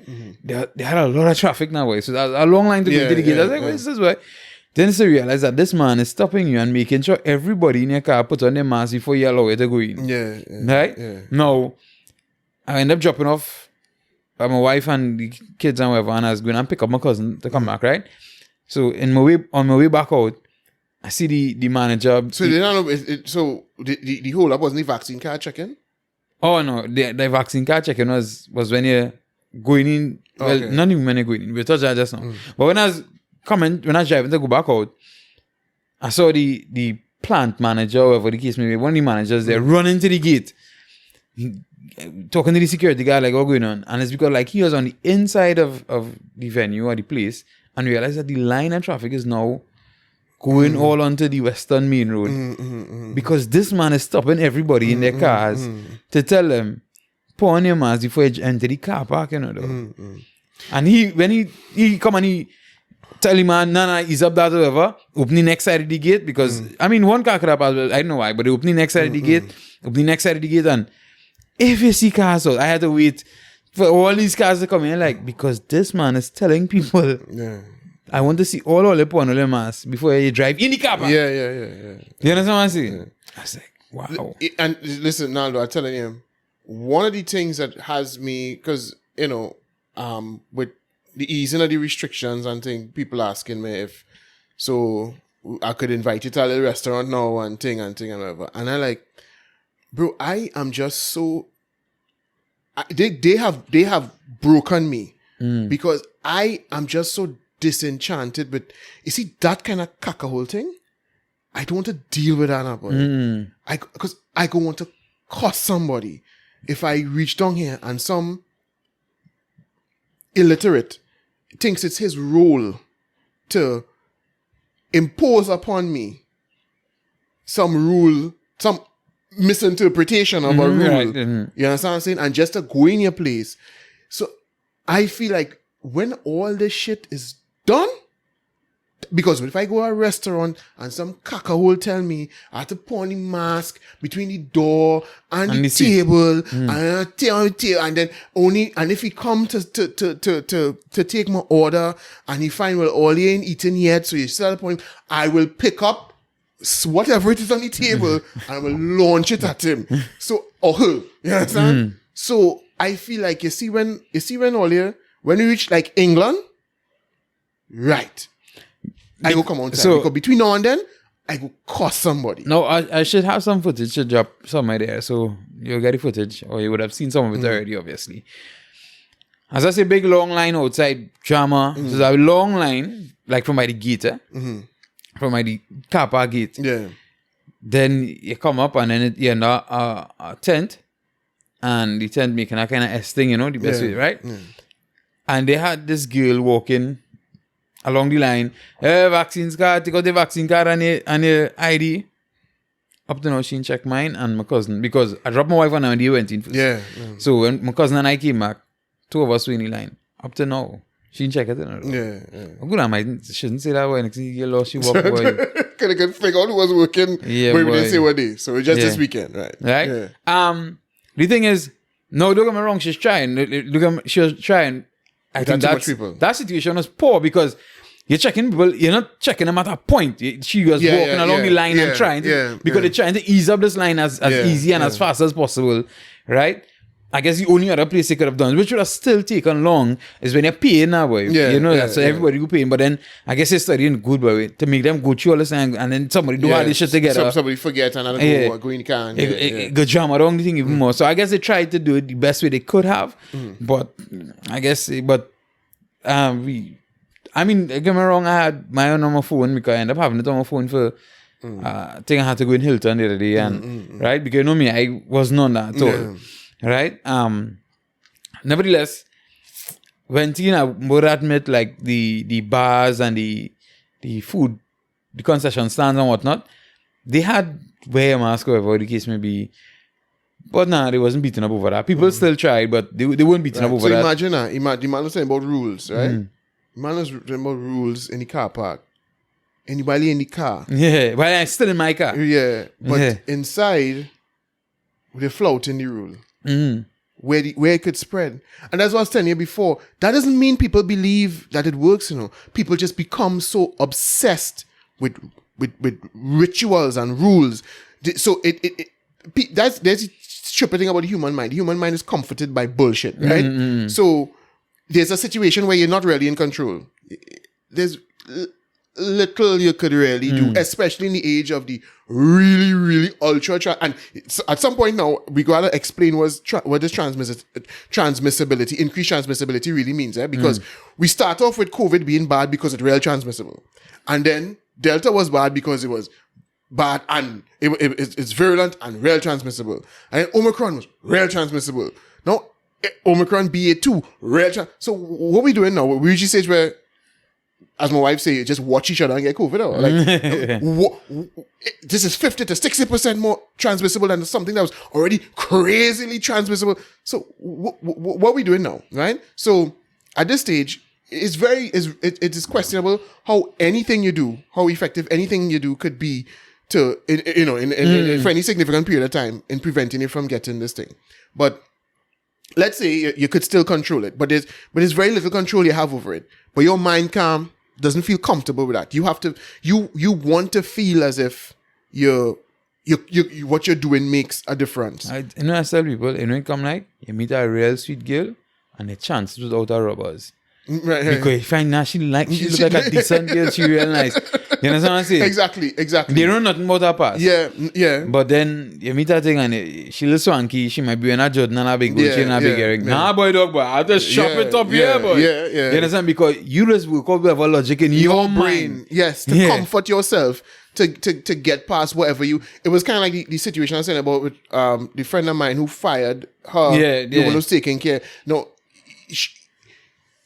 if you believed that masks worked, then you would feel comfortable with the person coming to work, unless you knew they were COVID positive. You would feel comfortable with the person coming to work and operating like they were doing all the time. If you believed that if you believed in the efficacy of the vaccine, you would believe that your aunt would be safe if you were, because the person was working even when there was no vaccine, right? And your aunt was just as susceptible to the disease as before. And if it is the person was, and the question I asked her was, okay, so let me say the person was vaccinated, but called and said someone in the household tested positive for COVID. Would you allow them to come to work? No. So what do you really believe about the vaccines? Right? What do you really believe? You may very well be, you may believe that it will help the person who's taking it. But do you really believe it has a serious effect on how transmissible it is? If you did, then you would say, when a woman call and say, yeah, boy, my husband, he not vaccinated and he catch it, but I could still come to work. I good. I have no symptom. You just say, yeah, sure, you're vaccinated. That's why I wanted you to be vaccinated, because I know you can't carry it and come and bring it to my aunt. Even if your husband was vaccinated and still catch it. Yeah. You know what I'm saying? Yeah. Now, well, boy, two all vaccinated, so that's the soft one. That's soft one. And the chances are, the two all here, that's virtually impossible. Statistically, for two of you all to be breakthrough cases, that's crazy. So come to work. No, you wouldn't. You wouldn't. So then what do you really believe? The point is, they don't really believe. They become fixated with the ritual and with the rule following, and that's what you're seeing exhibited. And what's supposed to happen is that the calmer heads, the leaders, are supposed to be the ones, okay, that's natural. It's natural for human beings to think dotish and think superstitious and be stupid, and but they're the ones who's supposed to be like, hey, nah, pat that down. No. These are the facts. Because, before I go back, I want to make a quick point on that same point I was making there. With the same 5 islands thing, because I was studying, you could just imagine they're trying to tell you where you went to the water park aspect of it, right? And remember the lockers Yeah. aside one way, right? Yeah. So just imagine, okay, because you have to put your mask in your locker because you're going water, right? Yeah. I mean, you can't wear the mask. you can't wear the mask. Yeah, you can't get the mask. Yeah, Yeah, so although we- people just run around and sweating it and all kind of shit. But Yeah, well, I mean, soaking wet with that mask, like it trying to water about itself. yeah, You understand what I'm saying? Yeah. So I was like, they really expect people to, and so they didn't. And I mean, I was applaudable. If that's not what the management wanted, it worked out real good. So management, if that's not what you wanted, I don't know what to say about all it, but it worked out real good. Because the thing is, when I went, they had the mask thing was in place, but once my face was wet, I not put a mask on my face. I saw people doing that as once it wasn't in the water, just putting mask on the face. Okay, well that's up to you. Nobody said anything to me. Nobody told me anything. So I was like, all right. Well, but I mean, I don't know how I would have reacted because I didn't come there by myself. I didn't go there by myself, and it was a bunch of other people there. But I wouldn't have been pleased with somebody trying to tell me put a mask on my wet face. We'd have a real problem. So, you know, I couldn't just up and leave because other people and, you know, that day's events was sponsored by somebody else. So I don't know how I reacted, how I would have reacted, but I wouldn't have been too keen on that. But as we talk about mask and we talk about the children going back out to school, right? I was watching this thing where a man was asking people in LA, I believe it was, if they believe, it wasn't LA, but nevertheless, I think it was Crowder, right? And he was asking Stephen Crowder. Yeah, Stephen Crowder. I think he was asking people if they think the children should wear masks going back out to school. Most of the people said no, right? But then there's one guy said yes. And then he asked, so in the conversation, he tried to have the conversation, and he asked the man, he said, where from? The man said, Canada. He's like, oh, I understand why I know. But what he also went on to tell the man, and I realized how he was lining up this man proper, and this man didn't realize how he was getting lined up. And I was like, wow, boy. He asked the man, he said, you know how much children die from the flu during the flu season every year? The man, no. Yeah, I mean, no children die from COVID. And apparently it's less than the children has died from the flu. If you check in time. Yeah. There's Right. have a bunch of argument over that. So Right. that might be flagged as medical misinformation. But whatever. Right. So, but I'm not calling any figures, right? Yeah. There's the conversation they were having. Yeah.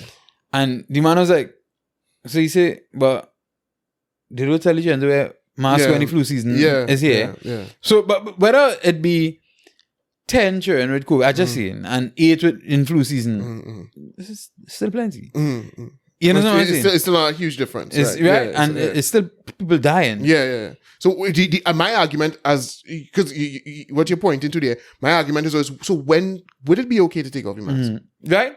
And they do it for flu season, so what are we doing? There is always going to be the ability to spread a airborne pathogen to someone who could be susceptible, whose system was not going to be able to take it well, who could die. There's always going to be, and I know the rationale. Now, you see, this is the difference that what people don't ever seem to understand is that when the government sets a policy, the government is setting a policy with something with scale in mind. But that's different to what you as an individual should want and feel. So the government might be concerned with, okay, across, if people don't adhere to this item of behavior that we proposing, we might see millions die, right? And the government is concerned that they can't deal with millions dying or millions rushing the hospital. So they will put that in place so that on average, they're less likely to see that situation come into play. But it doesn't really make a difference for you and your particular individual situation, right? So you could say, okay, the government might want to keep a mask mandate in place because they don't want to deal with large figures. But you telling me that you are individually, specifically afraid for your child, that's a completely different story. You know what I mean? Because then if that's the case, you should always be afraid for your child. There's always a chance that your child could contract something that could put them in the hospital, or contract something and come home and give it to granny who's immunocompromised and she end up in the hospital and that. You know, that has always been the case. Also, you know much times, you as a parent, you probably know that. Probably if you don't get sick often, it might not affect you. But I'm sure a lot of parents who'd listen to this would tell you, when the children go back out of school from vacation, especially summer vacation, especially on long vacations, that and carnival vacation, or that carnival period, the children is always going to get sick. And it's always come home and get the parents sick. You understand? Because somehow that sickness is transferred to the parents. Yes. Yeah. And that has always been a risky situation because, you know, for if you had a particular person in your environment who was particularly susceptible. Now, in this instance, you could do things to mitigate the risk to bring it down to flu levels. You could get vaccinated and, that's the main thing they would say you could do, right? You could get vaccinated to bring it down now to the levels, to the level of risk that you're supposed to be accustomed to and you were living with and operating with all the time. Okay, so fine. So then what is the issue now? And my thing is, okay, if you are still unable to live with that level of risk, then you take your extra precautions, but don't impose it on everybody. You know what I mean? So if you think you have a 90-year-old grandmother or some or great grandmother home, and you don't want little Tommy bringing home the COVID to her or him or grandmother say so her. Yeah. Oh well, then you tell little Tommy wear N95 all day long. Okay. Right. And then when little Tommy reach home, Lysol him down right before you come in the house. Right. Yeah. Beat him outside. Right. Exactly. And then bring little Tommy inside. But don't make my little Jane go through that. You understand? Because I don't have a 90-year-old, immunocompromised parent or grandparent at home. I'm fine. I'm willing to take whatever risk that comes along with my little Jane going to school. So long my little Jane. You know what I mean? But that they don't, ultimately, none of this thing has anything to do with rationale. It's simply, you've been programmed into believing this is what the good people do. So I am advocating whatever the good people say, whatever they say the good people do. And I'm, and until you hear, someone of your saints say, or your leaders say, well, nah, do away with that.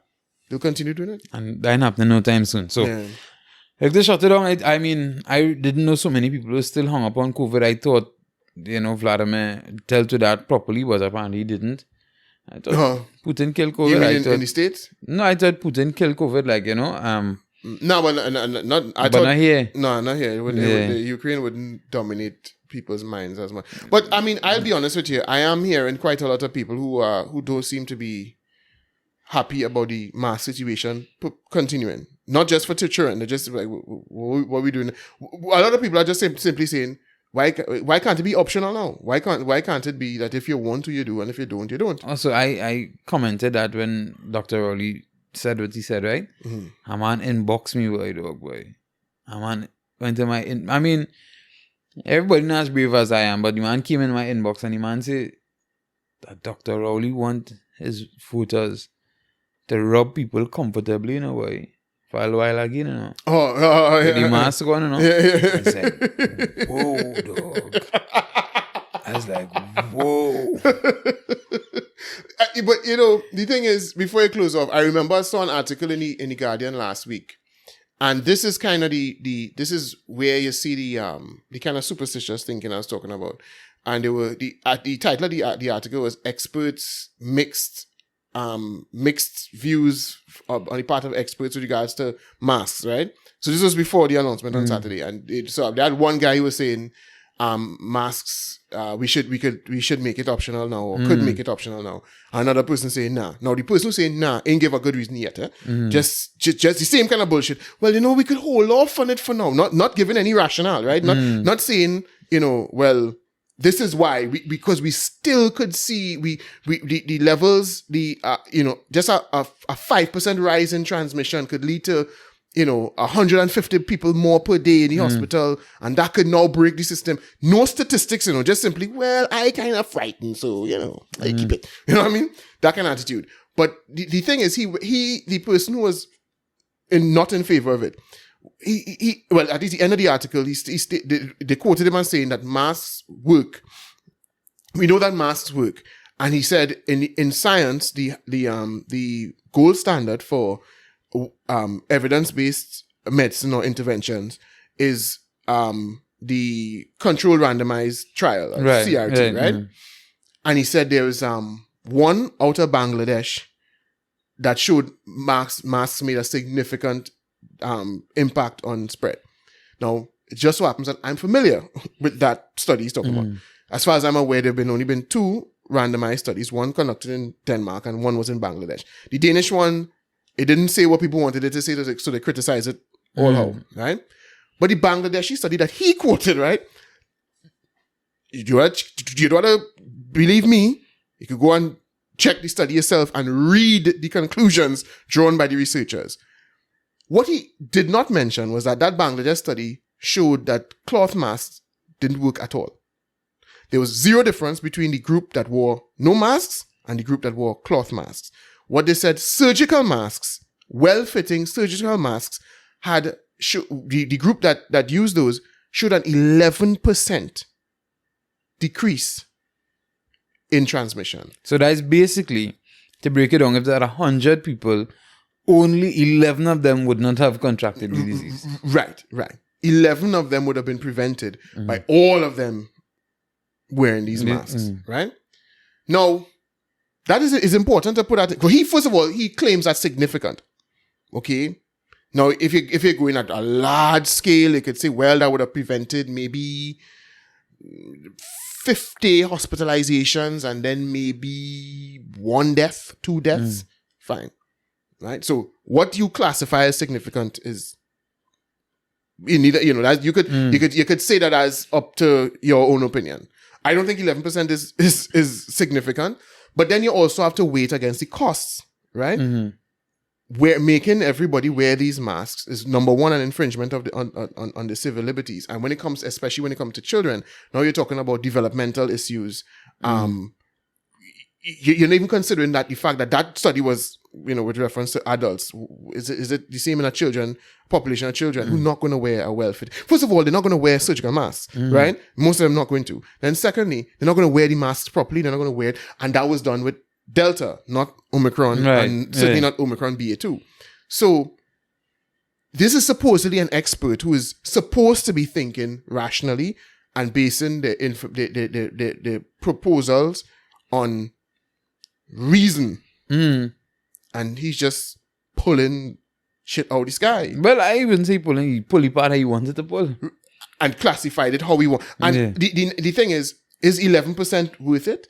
Considering that what we're supposed to be preventing is hospitalizations. Because what we not pretending that we could stop everybody from getting COVID. What we are trying to do is prevent hospitalizations and death. Right? And mainly hospitalizations, because the deaths is because at this stage what we're saying is it's up to you. You could get vaccinated, you could do what you want, you could adjust your lifestyle to avoid COVID if you want. But we can't help you after that. The government not here to hold your hand. The government is here to make sure that the healthcare system isn't crippled and the nation isn't crippled by this virus. Once the healthcare system is protected, that's all we should be concerned about. Not me saying that. The Prime Minister is saying personal responsibility, right? That is the stage we reached. You can't hold back the rest of people from living normal if you don't want to behave yourself and do what I tell you to do and go and get vaccinated. So all we're studying is the hospitalizations now. So would an 11% reduction, if we were wearing the right masks to begin with? That's the most important point. If we were when you right mask properly. would an 11% reduction make a difference? If you're talking about, well, you're going on science, right? And the study you quoted said 11% is the efficacy, right? Would that 11% make a difference? Assume we're not going to be 11% because we're not all going to wear the right mask and we're not all going to wear it properly. But let's say it's 11%. Is that the make or break for the healthcare system right now? I don't think so. So then why can't it be optional? Why can't it be, well, you are scared, or you are scared for yourself, or you are scared for your grandmother, or you are scared for your child? And the thing is, do it. Some people have all right and all reason to be scared. Some people might have major comorbidities, like, Right. I mean, once again, rest in peace, blacks. Yes. A man like blacks, Right. who know he just went through some Liver issues. right? Him, somebody else who might be overweight, who might have diabetes, bad diabetes, hypertension, these things. You have all reason to be scared. I mean, not saying that you will die if you get it, but the possibility does exist, and it is a bit higher for you. So if you decide, boy, I still wear my mask, I don't think anybody will vex with you. Nobody gonna be mad with and that's the thing. Removing the mask mandate doesn't mean everybody's going to, the police not going to be walking around saying, take off your mask, take off. No, it's you're saying if you feel that you need to take that extra precaution, you do that. You could wear your mask and your face shield everywhere you want to go. Why are you imposing that on the rest of us? Again, a superstition. It's like, well, it's frightening you to think about people just walking around. Oh God, they could go crazy. No scientific justification for that. No evidence to suggest that, should we remove this mandate, you're going to get the calamity that you are foreseeing. And these are the experts. This is not a witch doctor. There's a doctor, right? You know what I mean? And this is how he's thinking. He's supposed to be a man of science who's supposed to be doing nothing but giving you rational reasoned decision making. Well, the thing is, we saw many of them alter things to suit their narrative and to push whatever agenda and justify the fear. I think that's what happens. People, because they apprehend a particular degree of fear and anxiety, they don't have to construct a narrative that justifies that, and so that's why I get shit like that. And what you say that really story match the evidence or the story? Well, you construct a theory to match facts and not facts to match a theory. Yeah. Something like that you say. Hey, anyhow, this is how we wrap it up for today's and this week's episode. If anything major happen, we gotta jump in again and because we early this week, so if anything major happen again, we gotta jump in again. But that's it for today, and that's it for now. Yeah. Yeah. Mass up.